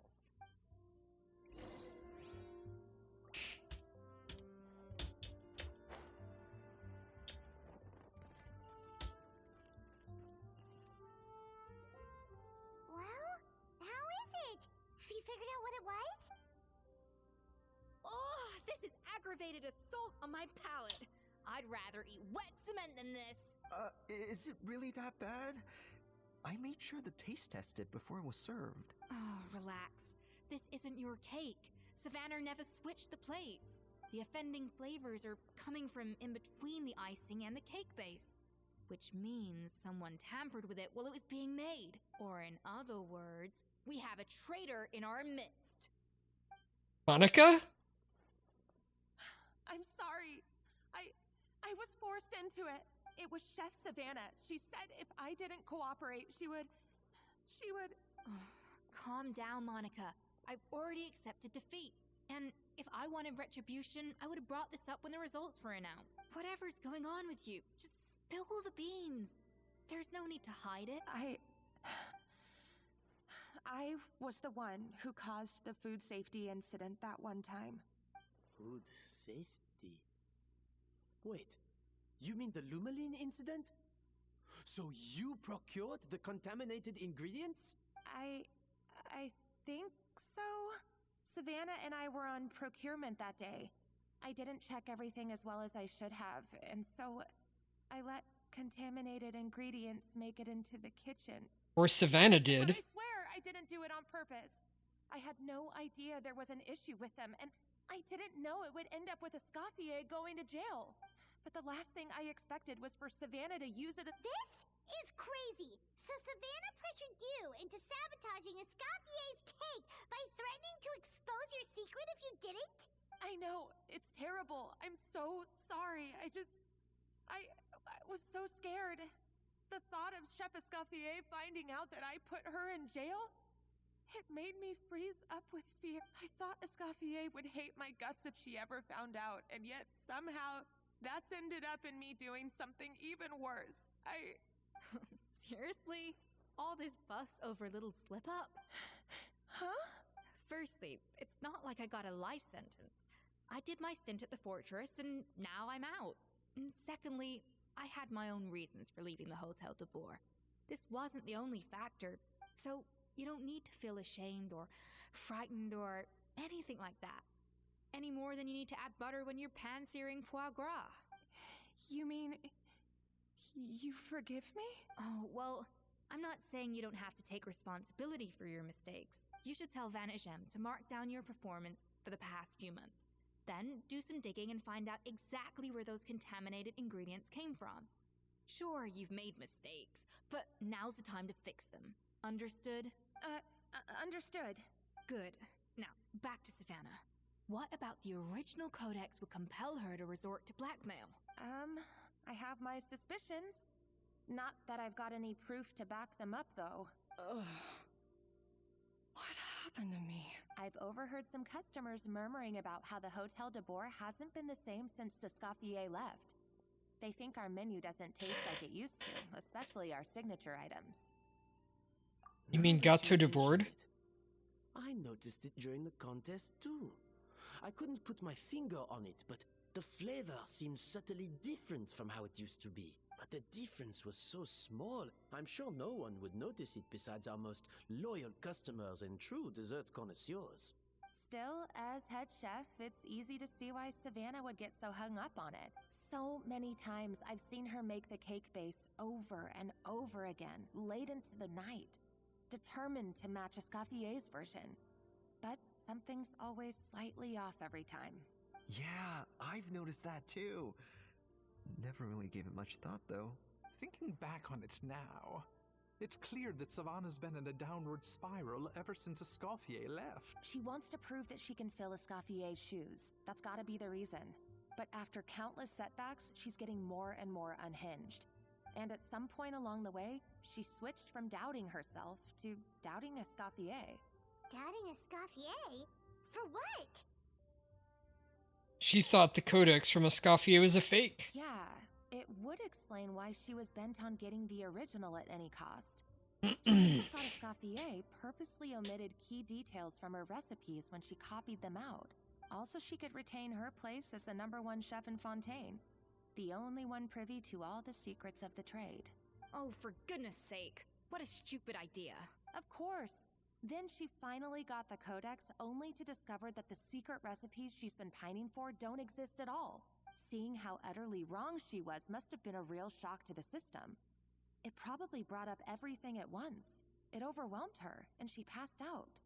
There's still one thing that doesn't make sense, though.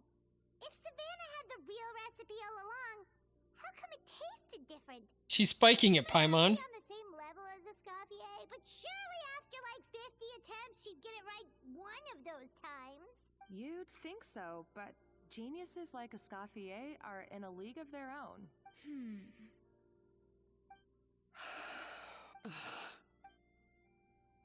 She's keeping the true recipe to herself. New head chef, you say? What's her name? I don't think I've heard of her before. I wonder, can the Hotel de Bourg... This tastes different from last time. Is it undercooked or something?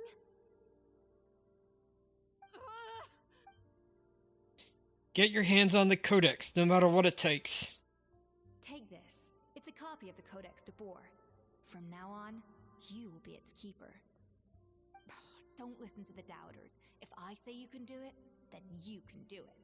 Even if you don't believe in yourself, at least believe in me. Hey, did you hear me? Once I'm gone, the restaurant is all yours. So you let Lumaline into the kitchen? All this time, I've been blaming other people, but maybe I'm the problem.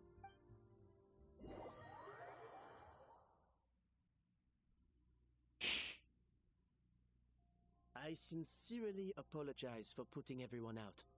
Savannah's awake now, but I don't think she's ready to speak to anyone yet. Let's give her the day to calm down. I'm sure you'll have the chance to talk everything out tomorrow. In that case, I'll go and update Vermont and his family. I wonder what he'll make of all this. So, we'll come back tomorrow then. Sure, let's go. That was a long day. I think I've earned myself a sweet treat when I get back home. Oh, nice! Macarons? Or are you gonna switch it up this time? What is it, Escoffier? How much do you know about the snow-winged goose? Not a whole lot. Every year they migrate long distances in search of a suitable home. There's always one goose at the front whose job is to lead the flock. Fontaine poets often use the image of that goose to explore the ideas about leadership and genius. They usually imagine someone who's a cut above the rest, a model of perfection. But what those poets don't know is that during a migration, the lead goose is always changing. Once the lead goose shows signs of fatigue, it retreats to the back of the flock and allows another goose to take its place. So the truth is that leadership, with all the responsibilities and pressures that come with it, it's something that everyone takes turns at. But we humans completely miss that fact when we project our own ideas about social hierarchies onto them. Is this about you and Savannah? I guess what I'm saying is, I don't buy into this notion that there's some sort of gulf between normal and genius. Cooking is a science, not magic. Given the same ingredients, same recipe, and same environment, I see no reason why two different people shouldn't be able to create the exact same dish. Of course, some people have a more sensitive palate than others, and some people are just born bolder or more conscientious. But these are all variables that can be accounted for with time and practice. I'd have no reason to expect so much from others if I believed that perfection can only come from the hands of a genius. The only reason I hold people to high standards is because, well, I believe they're capable of greatness. I don't know if you're right, but I think that's a great thing to believe in. Okay, I've made up my mind. I'm gonna get to the bottom of why Savannah failed. And come tomorrow, I'll give her the scolding of her life, pointing out all the mistakes she's made along the way. Then she'll finally see the error of her ways.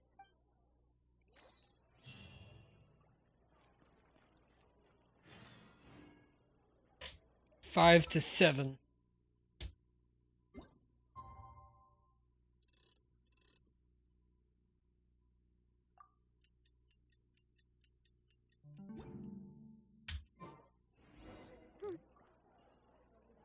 Why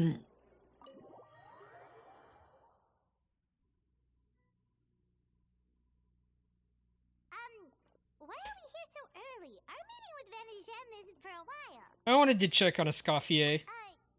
Check on her? Why? What happened? Oh no. Escoffier, are you alright?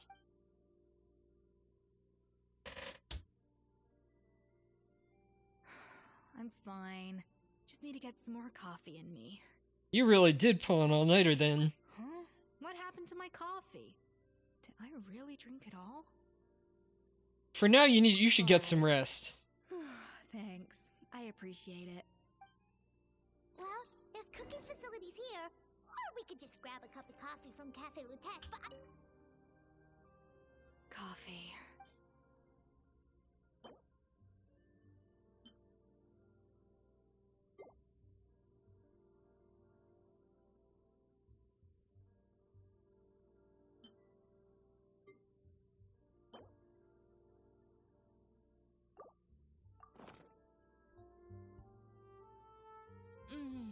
Strong, bitter coffee beans, transformed through expert brewing and balanced perfectly with rich, creamy steam milk.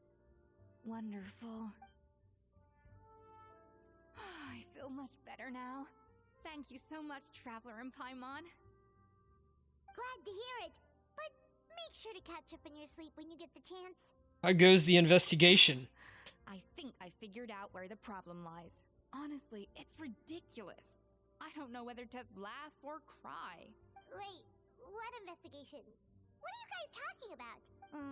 I'll save it for when everyone else gets here. It's so stupidly small, I can't believe it's caused so much drama. And yet, look at this kitchen. Seems like you had your own share of failed experiments last night. Yes, except my failures were stepping stones to success. Escoffier, have you seen Savannah? No, not since yesterday. Why? What's wrong? After seeing her home yesterday, we were all a little concerned about how she was doing. So, I dropped by her place early this morning to check on her, only to find an empty house with the doors wide open. I left Alphonse and the others to keep watch at her home, while I checked the Hotel de Bord. I'm worried something bad might have happened. If she's not here, then where could she be? Boss, Escoffier, bad news. Alphonse?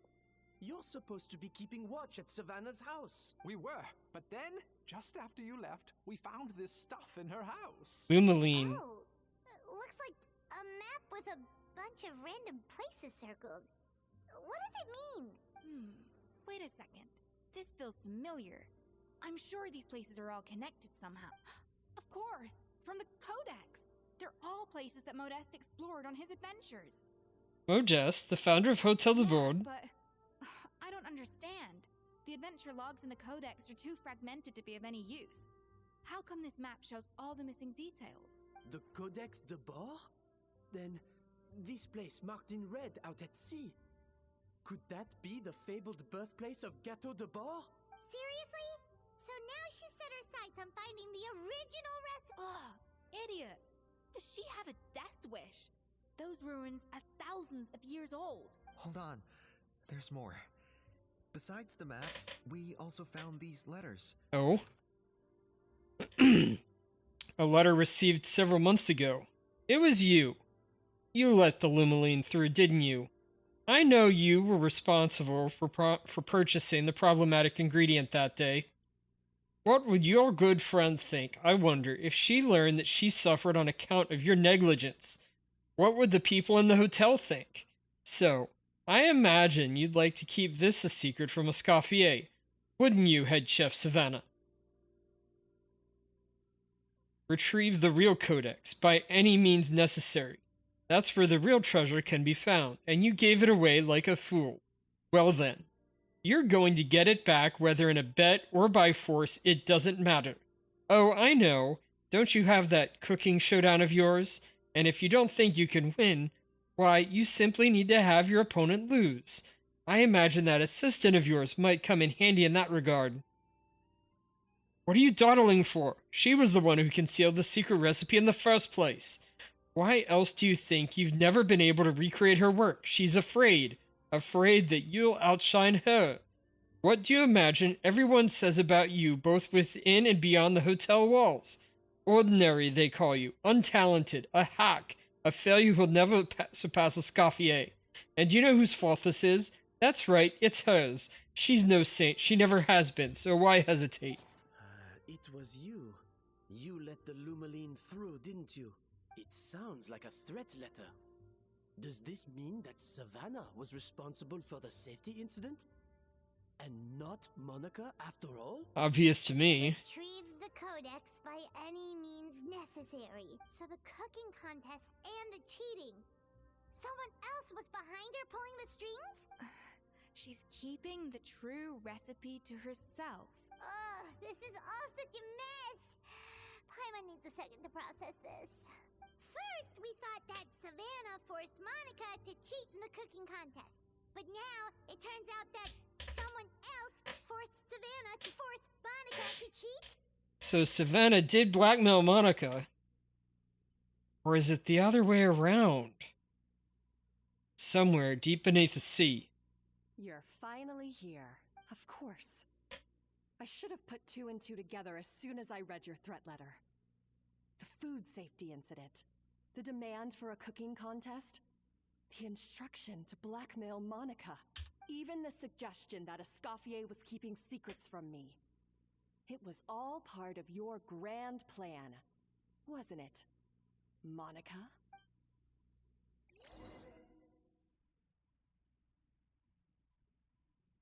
The lost and found notice is up! Maybe we should go ahead. We should be getting close to the spot marked on the map. Of all the stupid things she's done, this really takes the cake. The moment we find her, I'm gonna curse the living daylights out of her.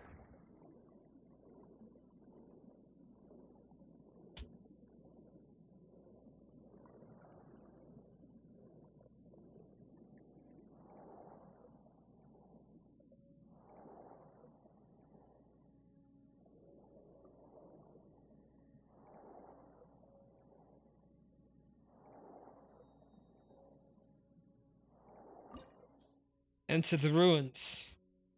Ice and water.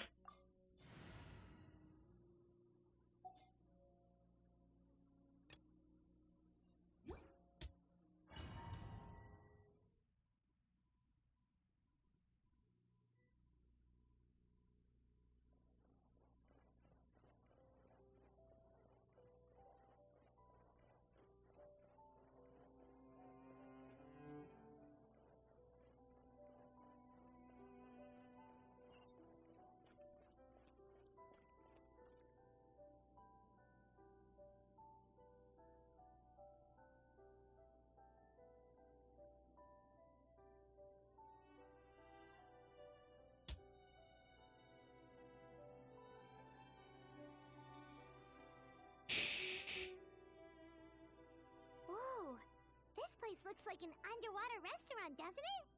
Suddenly, the idea of an adventure chef finding secret ingredients makes a whole lot more sense. I think Modest's codex mentioned this place. A public bath from the time of Remoria. So yeah, definitely the kind of place that would have served food and drinks.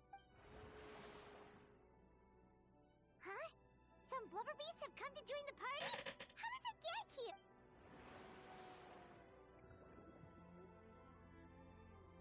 Aw, they ran off!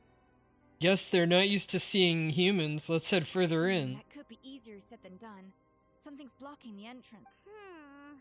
Well, did Modeste mention it in his adventure logs by any chance? They must have gotten through somehow. Good point. Yes, that's right. It's coming back to me now.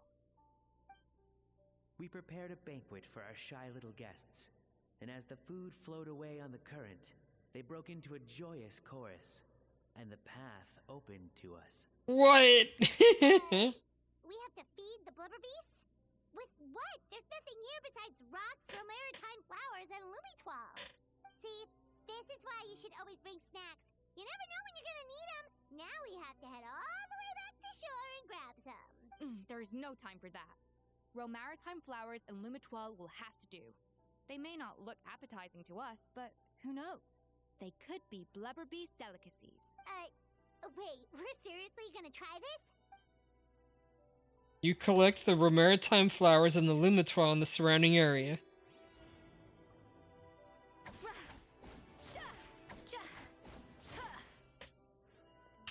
Off to the freezer!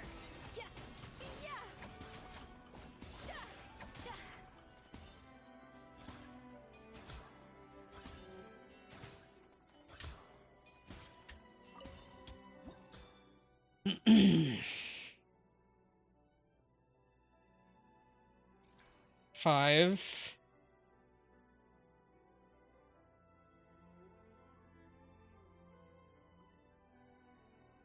Two. Three.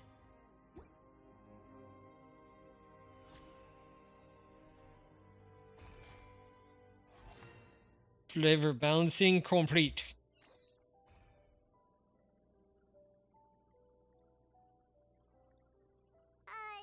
Blubber beasts or not, are we sure this stuff is edible? Trust me, they'll love it. More pertinently, how do we actually feed it to them? Oh, good question. If we try to put them in the pool, we'll probably just scare them off again, and who knows how long they'll be gone. Yes, we can't afford to wait for them to double back. Oh, what was it that Modeste said again? Something about the food flowing away on the current.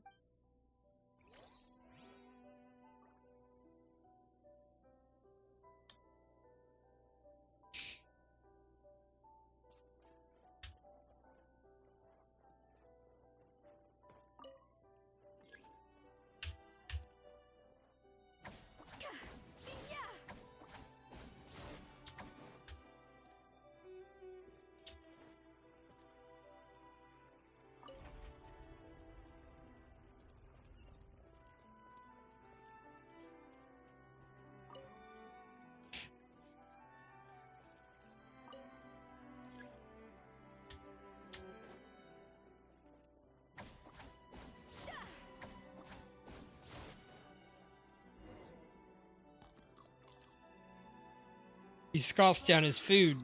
It's really singing. It must taste better than Paimon thought. And now do the other one.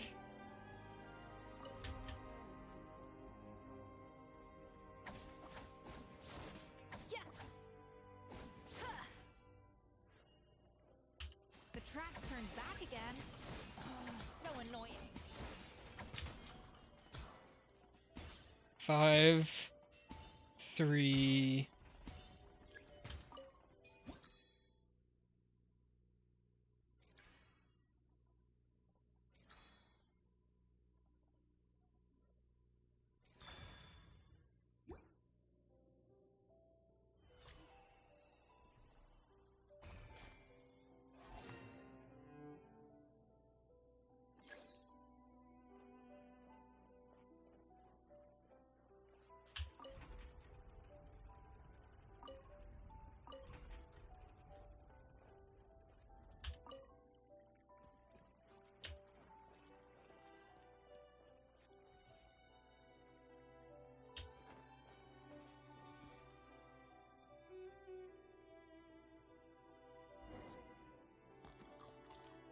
burp just now that sounded a lot like thank you.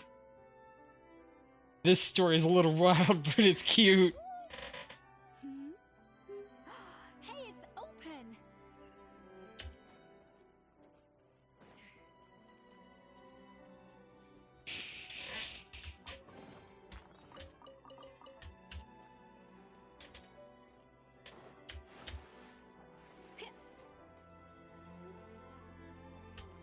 No recipe, no problem.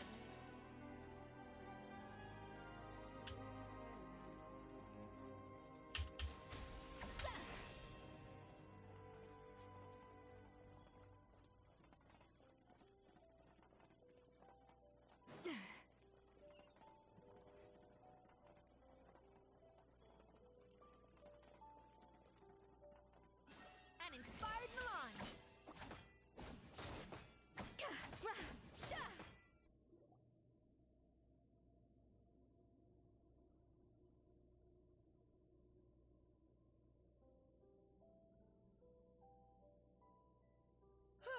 Hey, give me your water. Here. I said your water, the one you just drank out of? Sure.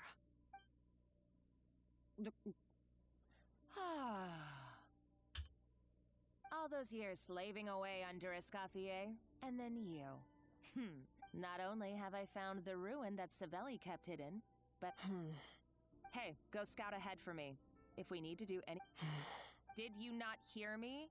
Why don't you do it yourself? Oh, when did you learn to fight back? You're always so compliant when I give you instructions by letter. That's because you threatened to expose me for the Lumiline incident. I swear, if I'd known what you were planning, I'd never have... Don't be so self-righteous. Admit it, you've always been jealous of Escoffier. That's why you lapped up everything I told you. You were terrified of her finding out about your part in the Lumiline incident, and you resented the way her reputation hung over you. So you jumped at the chance to convince yourself that she was the villain, that she deliberately hid her secret recipes from you just to hold you back. It was the only excuse you needed to justify getting back at her. First, idolization, then jealousy, suspicion, and self-deception.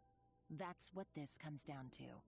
It was the same story with Savelli and my ancestor. He offered Modestus friendship only to murder him out of vanity. He promised to explore the world with him, only to later destroy all records of their adventures. It's a miracle I even found this place. You have no idea the countless hours I spent piecing it all together. So you see, you're no better than Savelli. If you can't beat him, betray him, right? I am no Savelli, nor will I ever be. Oh, put a lid on it. You really think you can absolve yourself of your vindictive and jealous behavior now? Just because you finally realized that Escoffier never kept any secrets from you? You didn't show any remorse when she left, or in the cooking contest. Why start now? You have no right to redemption. You're right. I don't deserve her forgiveness. But I am done being bullied into submission by you! Ooh, feisty. But you should watch... I somehow doubt that. Since I poisoned both our water bottles. What? Ever since I learned the truth. I've been biding my time, waiting for this moment. You've played me like a fiddle for so long, and now this is payback! Oh, she is pulling the Savelli. But you drank it too. It's what we both deserve. This is the price we must pay for betraying Escoffier. You'll die here with me, Monica! I mean, we'll probably rescue them both.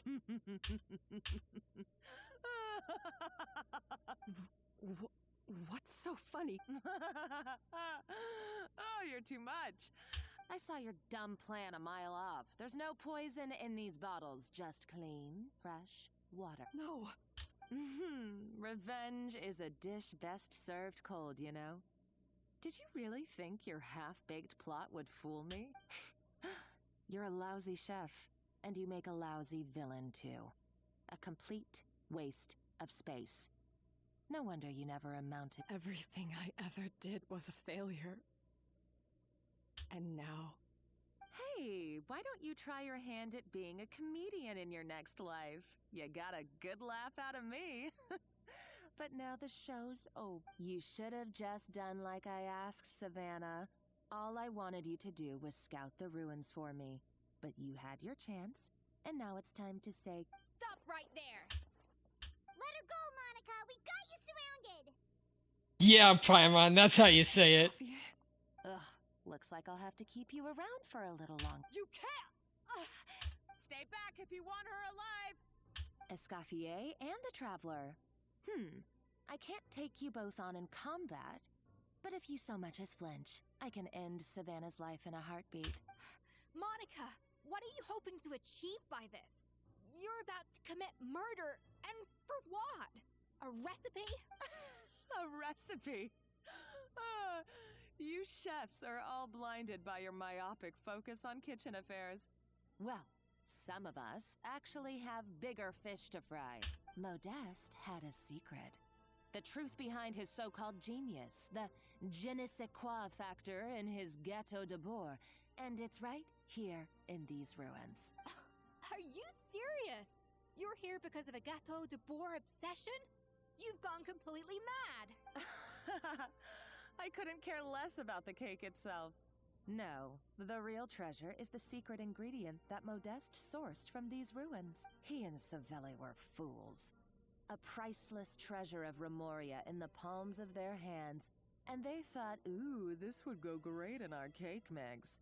We're talking about a powerful stimulant that also sharpens the senses. That's no cooking ingredient. It's a groundbreaking drug. That's right, I've done my research. It was a drug that Remoria developed for their war machine. I could make a killing by selling it to the treasure hoarders or the Fatui. Will you listen to yourself? You're completely delusional. My eyes are wide open. Just wait till I get my hands on this treasure. You'll see what a fool you've been.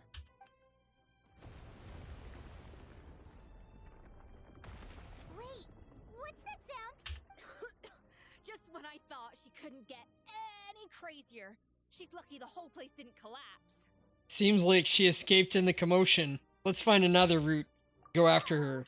Savannah's gone too! Monica must have taken her. Oh, what a coward. She's only taken her hostage because she knows that she's no match for you. Well, there is one good piece of good news. At least Savannah's safer now. That's true. Even if she finds the treasure, she'll need Savannah alive if she wants to get out of here in one piece. Oh, well, our path's been blocked, so let's look for another route.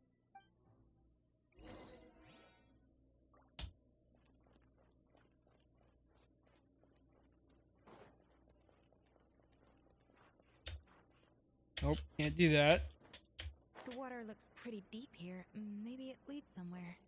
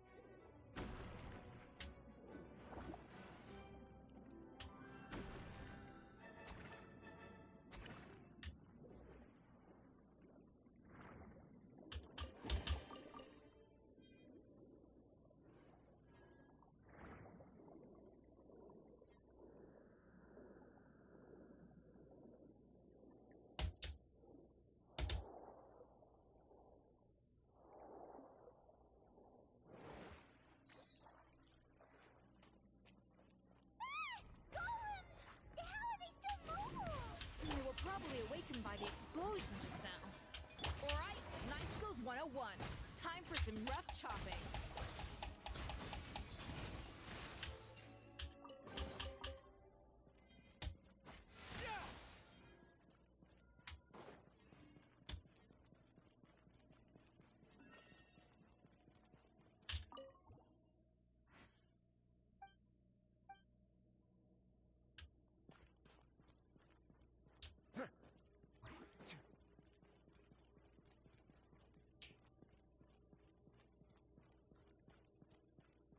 Another door? Guess we need to prepare another feast for our guests.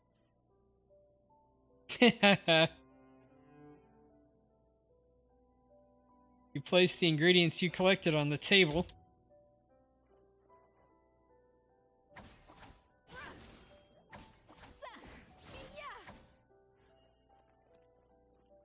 Off to the freezer!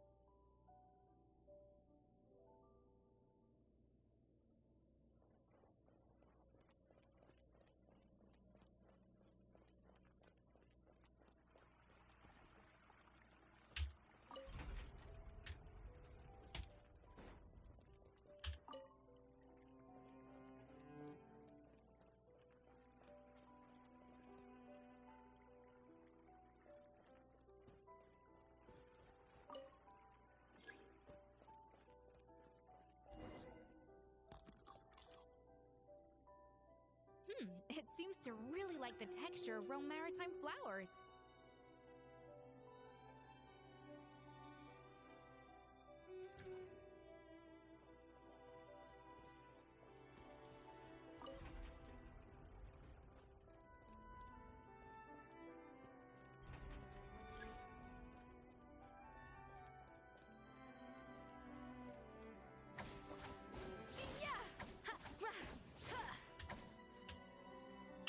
A little amuse-bouche.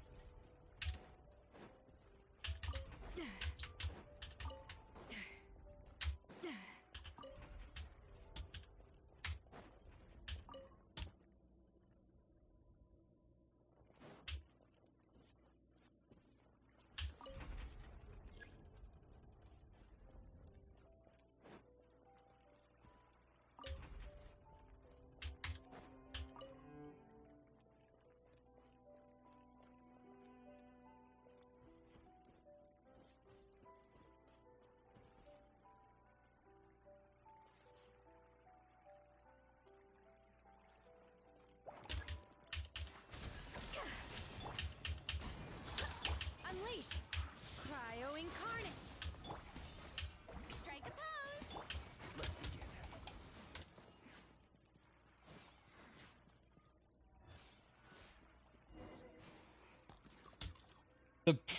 I never knew you could process Lumitwol like that. Alright, I've got to jot this down. Lumitwols and Maritime flowers. This could open the door to a whole new world. Yep, that's literally the plan. Wait, hold on. Which door are you talking about?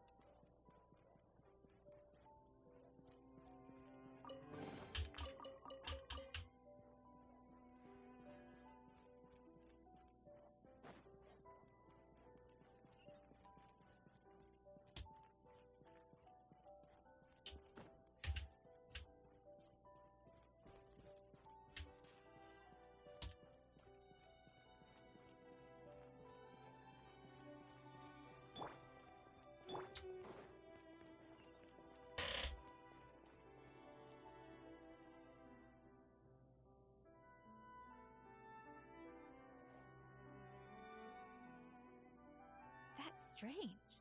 These don't look Romorian to me. More like last century Fontaine. They don't look that worn either. Adventurers from last century Fontaine, huh? Oh, Modeste and Savelli, do you think they camped here? By the looks of it, this was a one-person camp. They adventured together, but maybe one of them came back alone at a later date. Let's rummage around. Maybe they left a journal or something. Oh, you really think so? Trust our adventurers' instincts. We're pros at this stuff, just like you're a pro in the kitchen.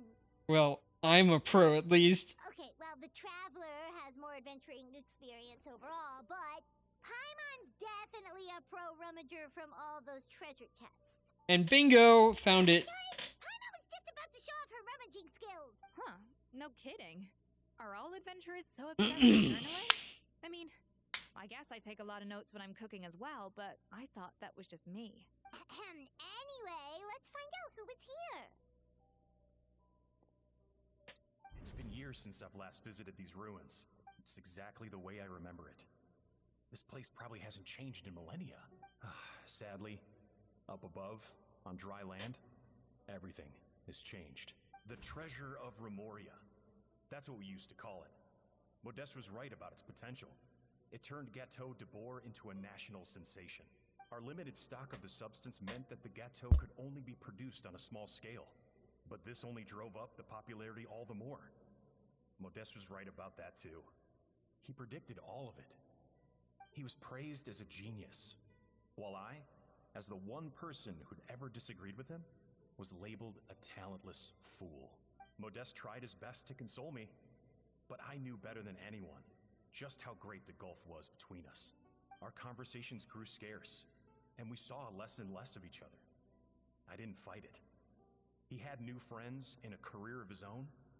Why invite further disdain by inserting myself where I did not belong? I told myself that maybe one day, when I finally created a masterpiece of my own, I'd be able to face him without shame. Or maybe one day, when I've put these feelings of self-loathing behind me, I'd be able to ask him with a smile on my face, how about we go on one more adventure, for old time's sake? Unfortunately, that day will never come. So it was Savelli. From the sounds of it, he came back after Modeste had already died. I always thought it was just a legend. But if it's true, then this must be the place where they found their secret ingredient, the birthplace of Gâteau de Bourg. In that case, what does that say about the death of Modeste? If it's all true, maybe Savelli really did have something to do with it. Let's keep reading. The taste of Gâteau de Bourg has changed. Modeste was convinced of this, even though everyone swore they couldn't tell. Being the perfectionist that he was, he refused to accept even the slightest flaw in his work. He stopped all sales of the product, locked himself away in the kitchen, and worked day and night, vowing to find out where he had gone wrong. But as he baked and taste tested over and over again, he found he only strayed further and further from the original taste. It was only when he was sipping on coffee one day and realized he could not taste the bitterness that the truth finally dawned on him.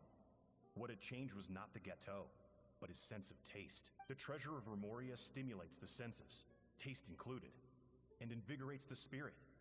In the short term, it offers people the ultimate gourmet experience, but in the long term, it dulls their senses entirely. In hindsight, it made perfect sense. After all, why would a culture that sought liberation from the constraints of their bodies care for the loss of their senses? But we realized it too late. We were just too late. Over the course of his many culinary experiments, Modeste exhausted the remaining supply of the treasure of Remoria. He consumed it all himself. The finest culinary talent of his generation now faced a future in which he would never be able to taste anything ever again. Finally, in despair, he took his own life. And because we had become estranged, I could not be there to stop him, to offer some words of comfort, or even to say goodbye.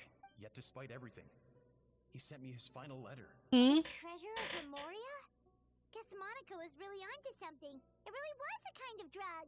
So, Modeste chose to end his own life.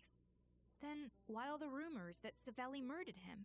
Also, neither the Codex nor any other contemporary records make any mention of the treasure of Remoria. It's almost as if someone deliberately erased it from history. Modeste told me everything in his final letter. His was a tale of how even a genius could fail, and how much more devastating it is when it happens. Did he hope I would gain some personal catharsis from knowing the truth? Or maybe he wished for me to warn the public about the dangers of Gâteau de Bourg, proving that I had been right all along. But if the public ever learned how Modeste's greatest triumph became his undoing, his fall from grace would be swift and merciless. 1 minute a genius, the next a joke. It would surely spell the end for his restaurant too. Oh, wow. What would be his legacy then? How would future generations view everything we built together? I fear the scorn I have faced these last years would pale in comparison to the scorn shown to him by the history books. I cannot let that come to pass. I will do what I must to protect his name. It will mean tampering with his notes to remove the damning details, leaving mere fragments of our story behind. It may lead his family to suspect me of having a hand in his demise. But if that's the price of destroying all evidence of my crimes, then so be it. I would rather the world believe a tale of genius and jealousy than see his reputation in tatters. The final loose end is the evidence here, at the bottom of the sea. Oh no, we've got to stop Monica. What's wrong?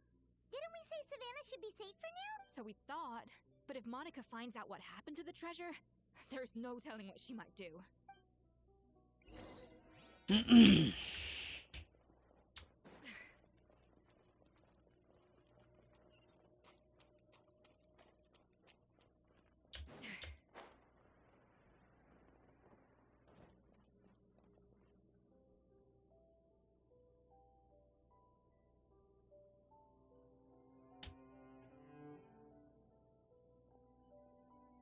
The treasure of Remoria. I have found you at last. Savelli, you tried your best to bury the truth, but you underestimated the children of Modeste. Some fragments of his diary escaped your clutches, and we have held on to them for generations. But I have to thank you too, Savannah. Without your help retrieving the codex, and with it the last piece of the puzzle, I may never have found this place. But now, finally, the secret to Remoria's military might is within my grasp. The treasure of Remoria is mine! Oh, it's empty. It's empty? Monica? Oh, we were seconds too late. Escoffier? What's the deal with that jar? Sabelli's final act! He wanted to conceal the secret of the treasure forevermore and make sure it would never harm anyone again. So he came here after his friend's death and destroyed every last shred that remained. This can't be happening. All the years I spent piecing together the truth, all my painstaking planning, all that for an empty jar? Monica, don't do anything stupid. This ruin is more dangerous than you realize. Oh, shut your pie hole!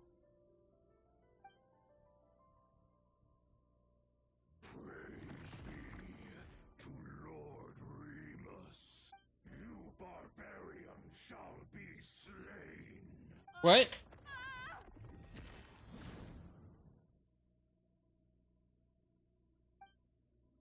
She's a nutcase, a liability to herself and everyone else. Well, now it's up to us to clean up the mess she's made. Take these golems out.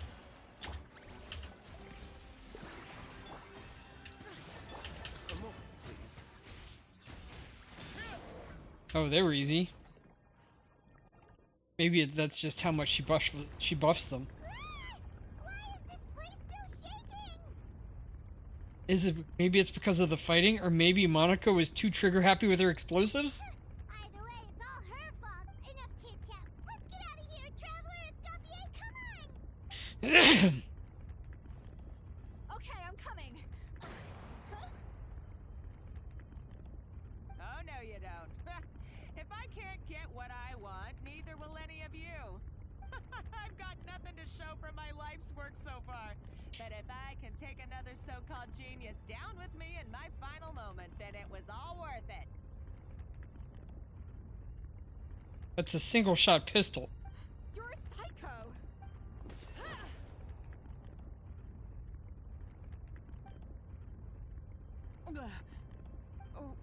When did you... I may be a lousy chef, but it looks like I'm not a complete waste of space. Hey, we need to go. Traveler? Oh!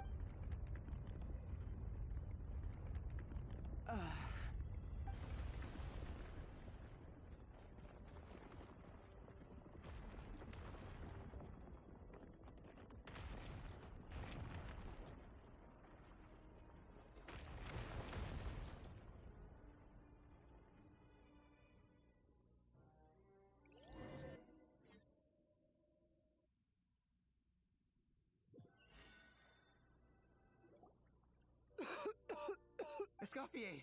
Savannah! Traveler! And Paimon! Jem, what are you all doing? What did you expect us to do? Stay at the restaurant and sit on our merry derrieres? While the Traveler and Escoffier were out here risking their lives? We had to do something. Even though that something ended up being, well, waiting for you here instead. I don't deserve any of you. And I certainly don't deserve to be your head chef. It was my fault Escoffier had to leave. Then I couldn't live up to her standards. I acted like a tyrant in the kitchen. And now I almost got myself killed. Come back, Escoffier. Come and be our head chef again. I'll never be able to replace you. Okay, so everything I said to you the day I left, it just went in one ear and out the other? Huh? Sorry, I was kinda in my own head at the time. All I could think about was the Lumiline situation. Forget it. It doesn't matter. Anyway, I didn't leave this job because of you. And you're not nearly as awful a chef as you think. If you were that bad, why would all your staff show up here for you? Escoffier's right. Sure, you nitpick our work and get us to do things over a lot. But when it comes down to it, you're the one who's always doing whatever it takes to make sure the customers get served on time, every time. Things were pretty rough after Escoffier left. And Savannah's the only reason we've been able to make it through. This all sounds like lies, but whatever. Customers know that Escoffier doesn't work for us anymore. But the fact is, they keep coming back. If that's not an endorsement of your work, I don't know what is. At the end of the day, we're all human, and we all make mistakes. All we can do is recognize where we get it wrong and do our best to improve. That's all that's humanly possible. No, I get what you're saying, but what I did to Firmont and to Escoffier, it's unforgivable. Well, about that, there's someone else here to see you, Chef. It's been a while, Chef Savannah. Firmont? I'm so sorry. I put far too much pressure on you. And the way I stubbornly refused to go and see you after you fell ill.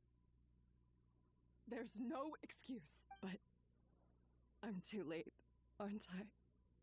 The damage is done. I heard that you can't even hold a kitchen knife anymore. Actually, I think I'm going to be just fine. Huh?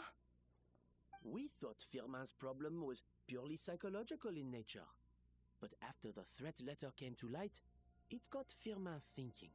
And then he remembered the tea that Monica used to give him every night. And as it turns out, she was lacing it with Lumiline the whole time. No way! Doesn't that cause nerve damage? It can. High doses pose a risk of serious nervous and sensory complications.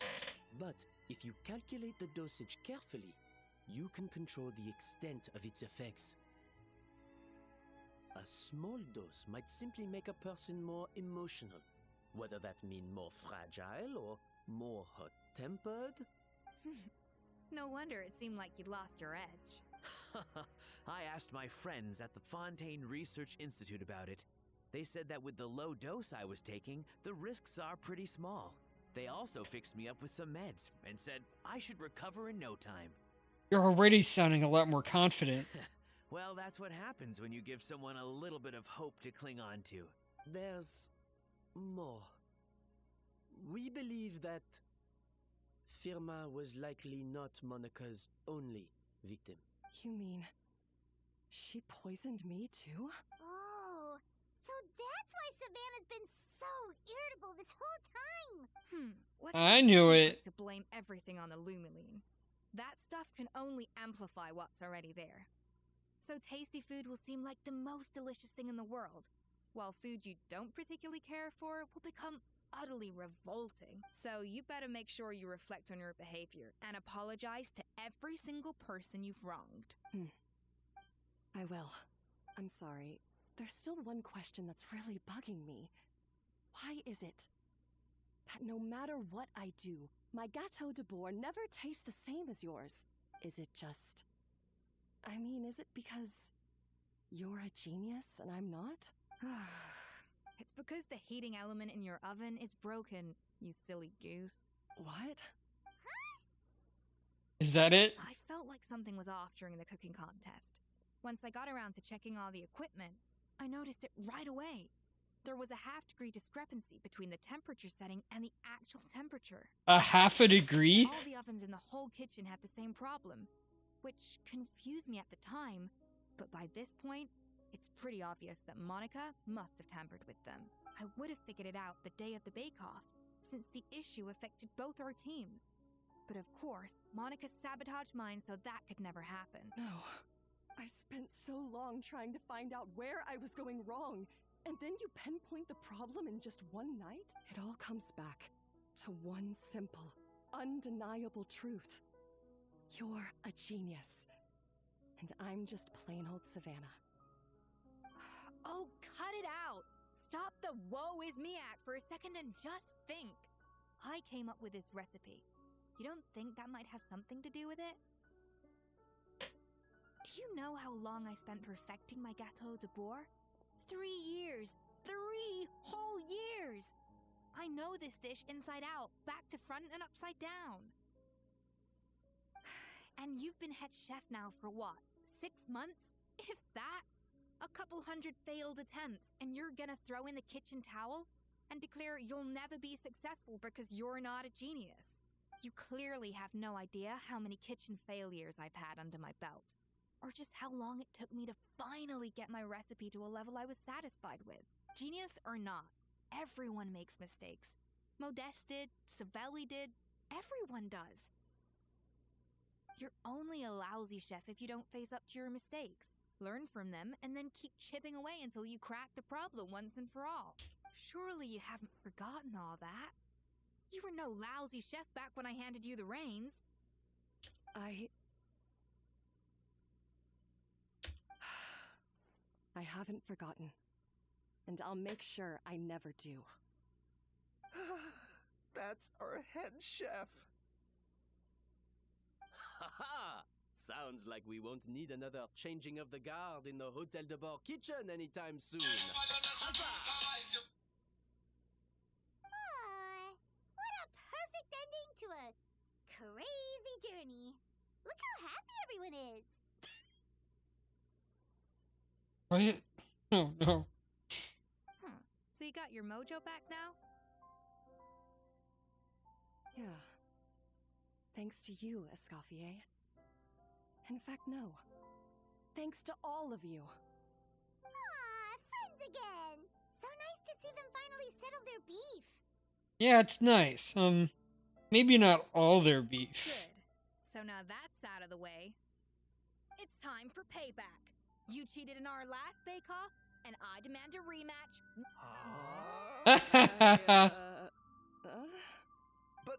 But that was mostly Monika's fault, wasn't it? Right. And also, does it have to be right now? Savannah's only just got her mojo back, and you barely escaped from a death trap. No excuses. This is a cooking contest between two top chefs, and nothing will stand in its way. So grab your spatula and get ready, because this rematch is happening today. Right now, this instant. So, this whole time you were salty about losing? I mean, it depends on the reasons. The second cooking contest commences now! This time, no more games, and no holding back!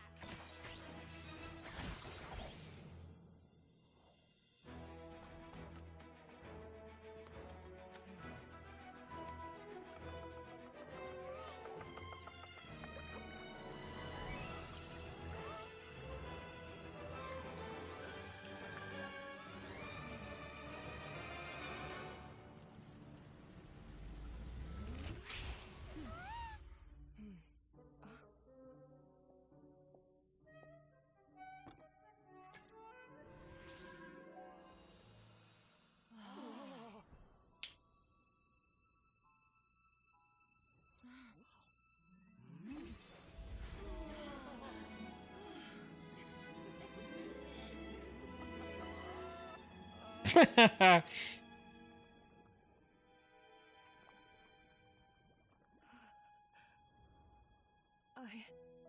feel like I don't have the right to be here.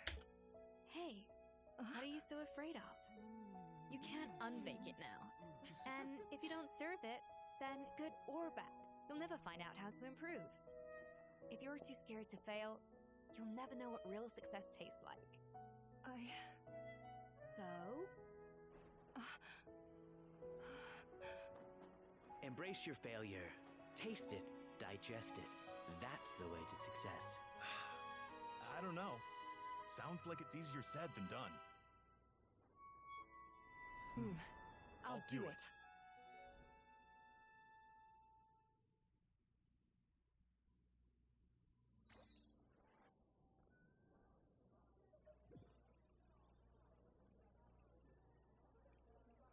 Say farewell to Escoffier.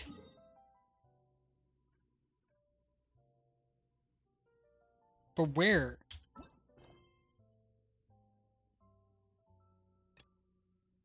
Oh, it's back again.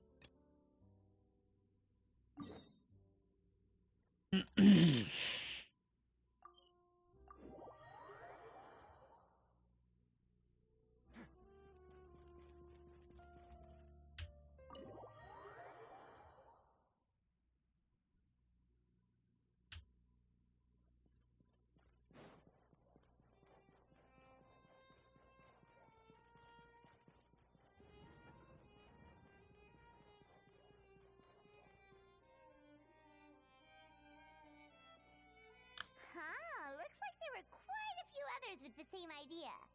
Hello, you two. Has there been any development? Okay, guess not. Well, the notice was only just posted. Guess it's pretty unlikely that someone would show up right at... Special Patrol, open up! Ah! Who's there? What's going on? I'm on. The Special Patrol? I don't think that's who this is. Please, anything but the Special Patrol. Hey, this isn't the time for silly jokes. Let's go check it out. A guard from the Palais Mermonio opens the door. Good day, all. Gramps, grannies, aunts, and uncles. What in the Tibet are you doing here, Auroran? Oh, he must be the one you mentioned. Kukuku's owner? One of his owners. Kind of. But, bro, what are you doing here? I'm here to claim a lost item. Can't tell if he's being deadpan or deadly serious. Is this the person you saw on the boat, Mr. Kinich? Somehow I highly doubt that. For starters, he just addressed us as Gramps and Grannies.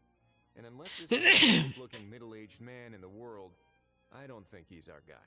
I apologize for my grandson bursting in like this. Huh. Was there something wrong with my door-knocking etiquette? That's how they do it in all the films. That's not door-knocking etiquette. That's the Special Security and Surveillance Patrol doing their job. Completely different things. Oh, I see. I figured it was just a polite way of requesting entry to show the people inside you had something important to discuss. Sorry about that. I totally goofed that one up. Give me a moment. I'll go back out and try again. No need. Let's just get down to business. So, Auroran, you said you were here to claim a lost item. What did you lose? Yeah, so basically...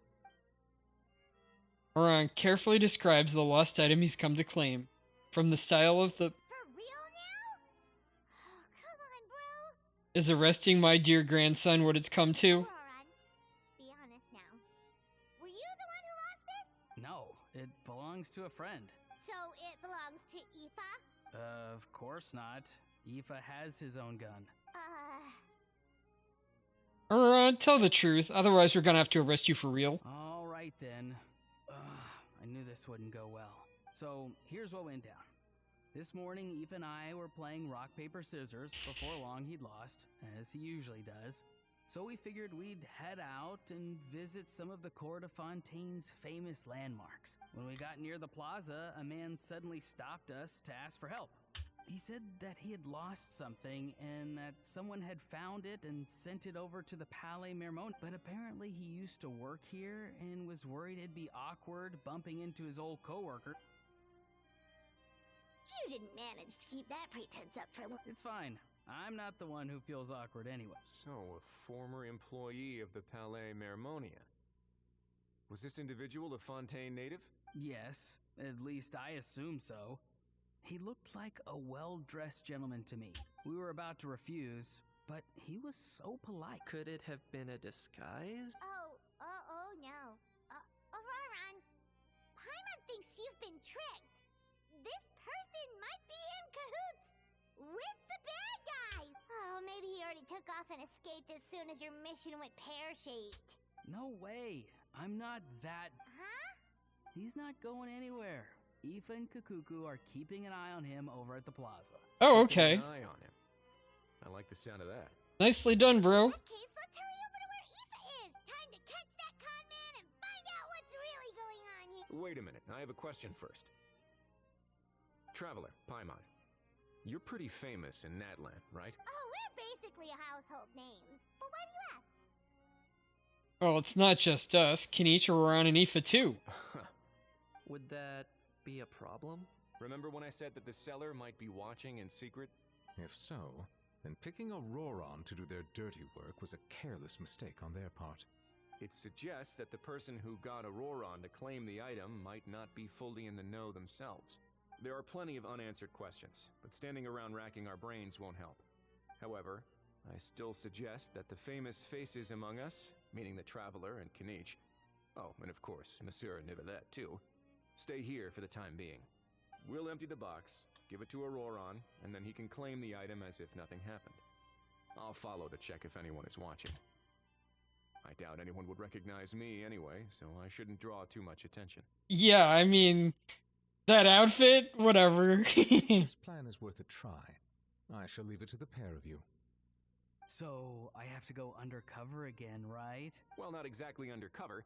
Just drop the special patrol persona and be yourself instead. Roger that. Over and out. What movies is he watching? I guess he saw some here at Fontaine?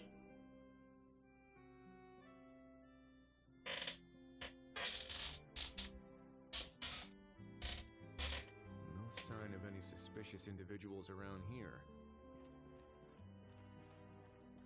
Auroron has entered the elevator as planned. I'll head over to the plaza now.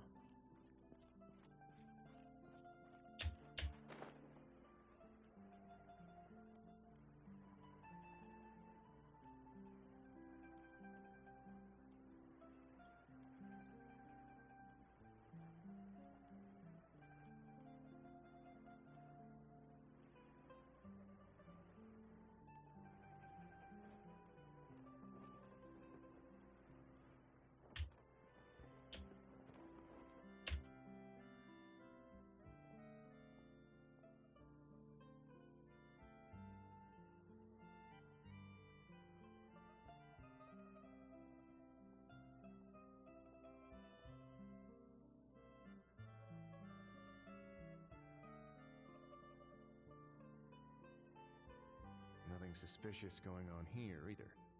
Strange. Maybe we're overthinking this?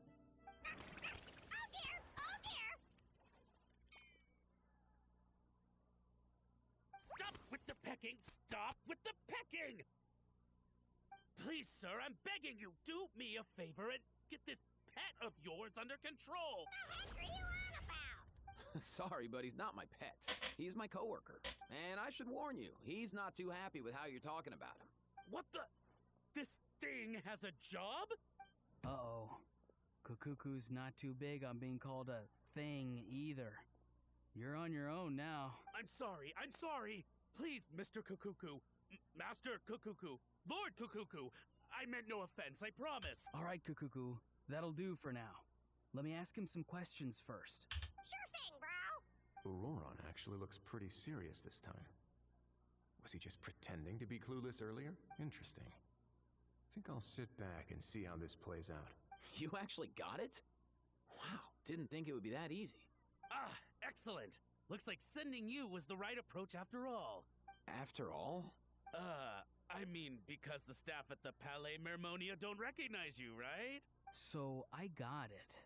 But I don't remember promising I'd hand it over. Huh? This thing's pretty cool. I've taken a bit of a liking to it. Please don't do this, my good sir, my master, my lord. My very life hangs in the balance. His life hangs in the balance? If this means so much to you, what are you gonna offer me in return? Are you trying to get him to say my life? How'd you know that? Because I watched that film with you. We don't want a real misunderstanding in our head. You're probably right. But honestly, I don't know what else to say. Sorry, this is the most myself I can be. Is that enough? Enough. More than enough. Who's this dude? Just think of me as a staff member from the Palais Mermonia. Now, if you don't mind, I have some questions for this gentleman about that life or death treasure you were just discussing. Truthful answers appreciated, of course. Oh no, I'm toast now. What's that supposed to mean? You don't think the Palais Mermonia has the ability to protect our citizens? No, I mean, yes, of course they do. Please ask away. I could do that. But I'd rather you just tell the whole story, from the beginning. I suppose I only have myself to blame. Such a rare antique, I couldn't resist. I'm a collector of antiques. Nothing excites me more than rare, old relics, and to be completely honest, if someone's selling, I'm buying. I don't care to ask where they sourced their goods. As for the seller of this particular item, well, I've never met him in person. We've had some prior dealings, but it was under the cover of coded ads in some shady tabloids. Lost and found notices, missing person ads, that sort of thing. As long as I took care to hide a time and place somewhere within the text, then slip some mora into the envelope before submitting the ad, it would get published. And that was that. No fuss, no trace. Simple, right? Normally, everything goes off without a hitch. But this time, I arrive at the pickup spot expecting a discreet in and out, and instead, I find a whole construction crew at work. That was not what we'd agreed. But I couldn't just let it go, so I reached out to him again the same way as usual. He replied, and do you know what he said? He told me that the item's now in the Palais Mermonia. Well, he wasn't lying about that.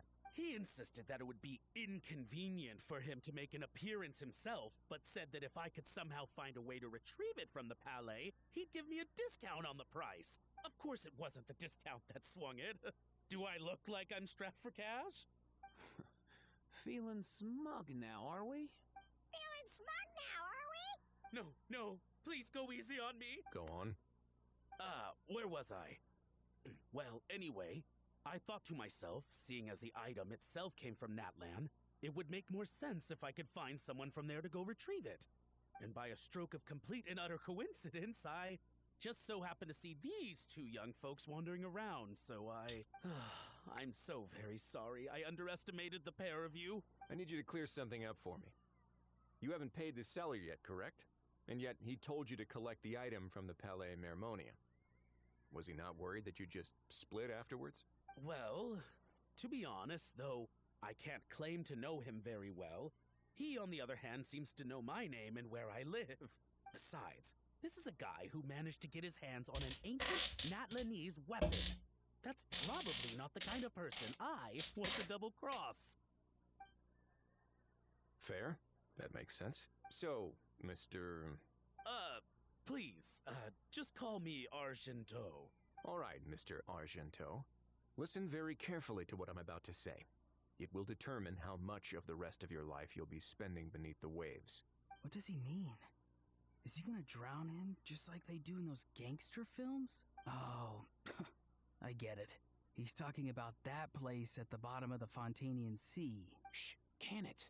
Owing to your suspected involvement in the illicit trade of Natlanese relics, you're now one of the suspects in an international smuggling case. A trip to the Opera Epiclese seems unavoidable at this stage, but on the bright side, you still have one chance to make things right.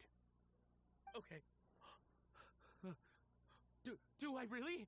Please tell me what to do. It's very simple. Just reach out to your seller in the same way as usual, arrange to meet, bring the money, and make the deal. Just be sure to let me know all the details. I'm talking time, place, the whole lot. If we can catch the other party by doing this, you'll have gone some way toward redeeming yourself. Understand? Oh, I see. I understand. You shall have my full and unadulterated cooperation. Good. Don't break the law, and don't even think about making a run for it. The Palais Mermonia will be watching you and ensuring your safety. All right, take the box, but leave your ID and other documents behind. You can go now. As for you two, protocol dictates that I should take you both back to the Palais and have you sign a confidentiality agreement. But that would take a lot of time and effort. Such a hassle, bro! See? Mr. Kakuku knows exactly where I'm coming from. So, I was thinking, since you're all friends of the Traveler... I understand, sir. We got dragged into this by accident, and it has diddly squat to do with us. And out of respect for the Traveler, we won't say another word. Oh, I know this part. We better keep our mouths shut, or we'll both be sleeping with the fishes in the tailor-made pair of cement shoes. In that case, I understand completely. Not exactly what I was going for. If that's how you want to understand it, then be my guest. Then it's settled. Thanks for your help. Boy, am I glad that's over. That's enough work for one day. Time to head back.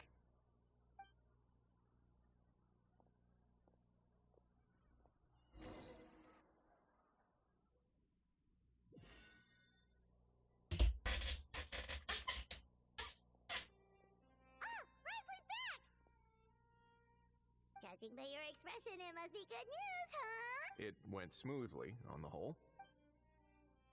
Risley recounts what happened. It all makes perfect sense, but somehow it feels like Risley glossed over a lot of the bro talk. So basically, we hold off until Argento and the other party have set up the next stage of the transaction. Then we plan our next move. Patience will be key. I get that. It's like hunting. I'm just not sure the other party will take the bait so easily. Well, if he didn't need the money, or if he valued self-preservation over making a profit, he could have walked away as soon as the contraband was brought to the Palais Mermonia. On top of that, although he hasn't shown his face yet, he seems to have no followers or accomplices, and he's relying on an extremely limited set of options to push the deal along. So, if you ask me, he seems like someone who cares a lot about his image and has a somewhat high opinion of himself, but lacks any real ability. I almost get the feeling that if he misses out on this opportunity, he won't have any other way of making money. His every move is like a spin of the roulette wheel, hoping that the ball will land exactly where he wants it to. Or, I don't know. Maybe he'll cut his losses and vanish into thin air, and our efforts will have been in vain. At least Natlan will get the stolen relic back, so it won't have been for nothing. In that case, let's hope his arrogance stays in play. Everyone, I have just briefed the Morishose Phantom on the situation. As soon as there are any further developments, we will act without delay. When that time comes, we will be relying on your help. Leave it to We'll us. be waiting for the good news. Okay, that's finally done, and I can get back to my actual quest, which is probably just not that much.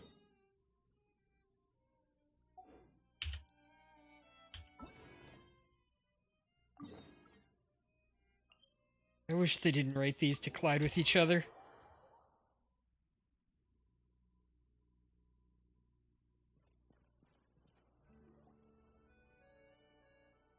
The results are in! A landslide victory for Escoffier! Quite rightly, too.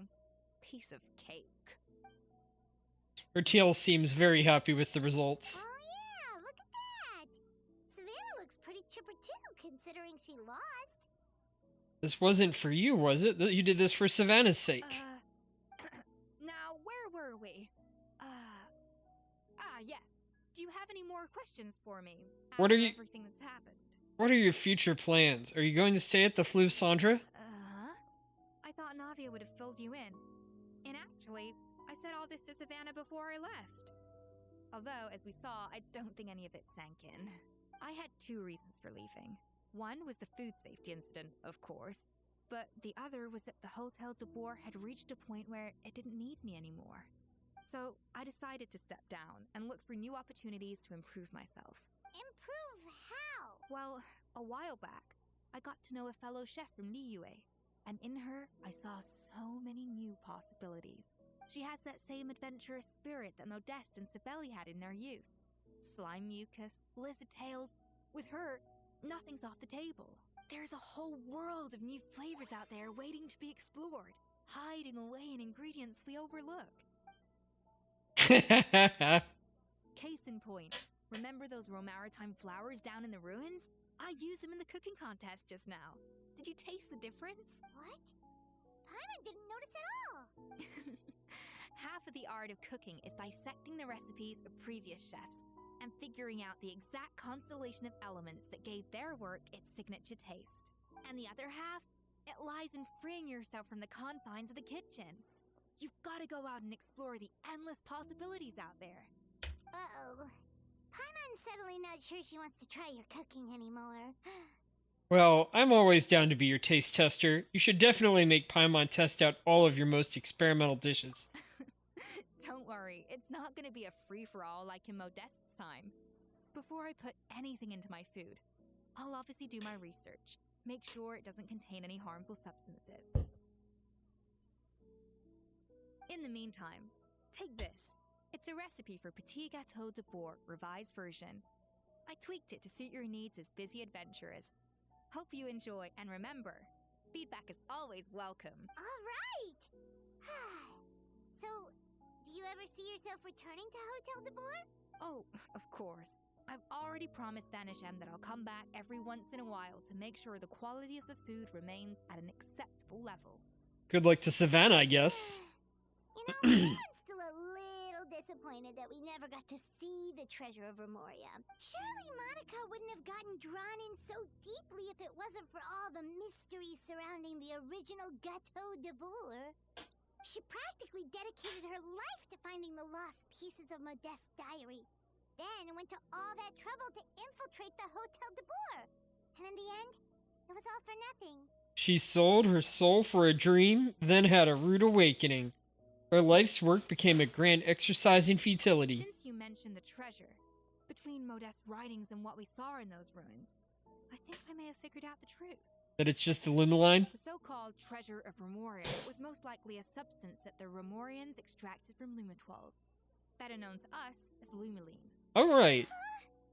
So then, why all the hype back in the early days of Gâteau de Bourg? Don't forget, it was a very different era. We could barely even refine sugar back then, so desserts were very much in their infancy. In a world of bland food, it's no wonder that the first thing to really excite people's taste buds took the world by storm. And as for the Lumaline, it may well have been somewhat valuable in ancient times. But these days, it's just another drug from the Fontaine Research Institute. Even if Sibeli hadn't destroyed it all, I doubt it would be worth that much these days. So after all that, there was nothing in those ruins but worthless junk. Strange to say it, but Paimon almost feels sorry for Monica. She sacrificed it all only to get nothing in return. She got exactly what she deserved. Yes, Paimon. Poor, poor Monica. Hey! Huh? Navia? You just got back from that underwater ruin, right? Well, check it out. They ran a special issue. Did you see anything like this down there? Freshly unearthed from the ruins of Remoria. A magnificent jar thought to be over 1,000 years old. Experts say it has immense artistic and historical value. It could be worth an absolute fortune. Wait! Isn't that the jar they used to hold the treasure? If only it was still in one piece. Some butterfingers must have dropped it or something. Ugh, it's such a shame.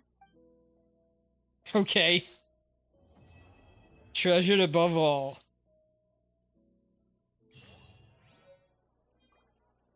Alright. That's done. Let's...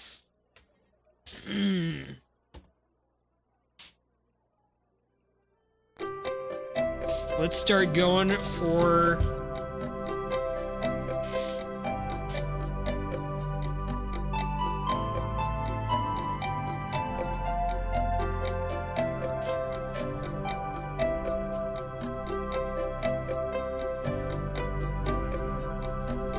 rubbing it still? Because it's still wet.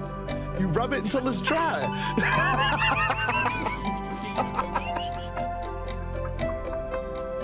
We'll win at halftime here. Can we also get a shout out for Bertro over here? Who's my my fluffer? I mean my partner here.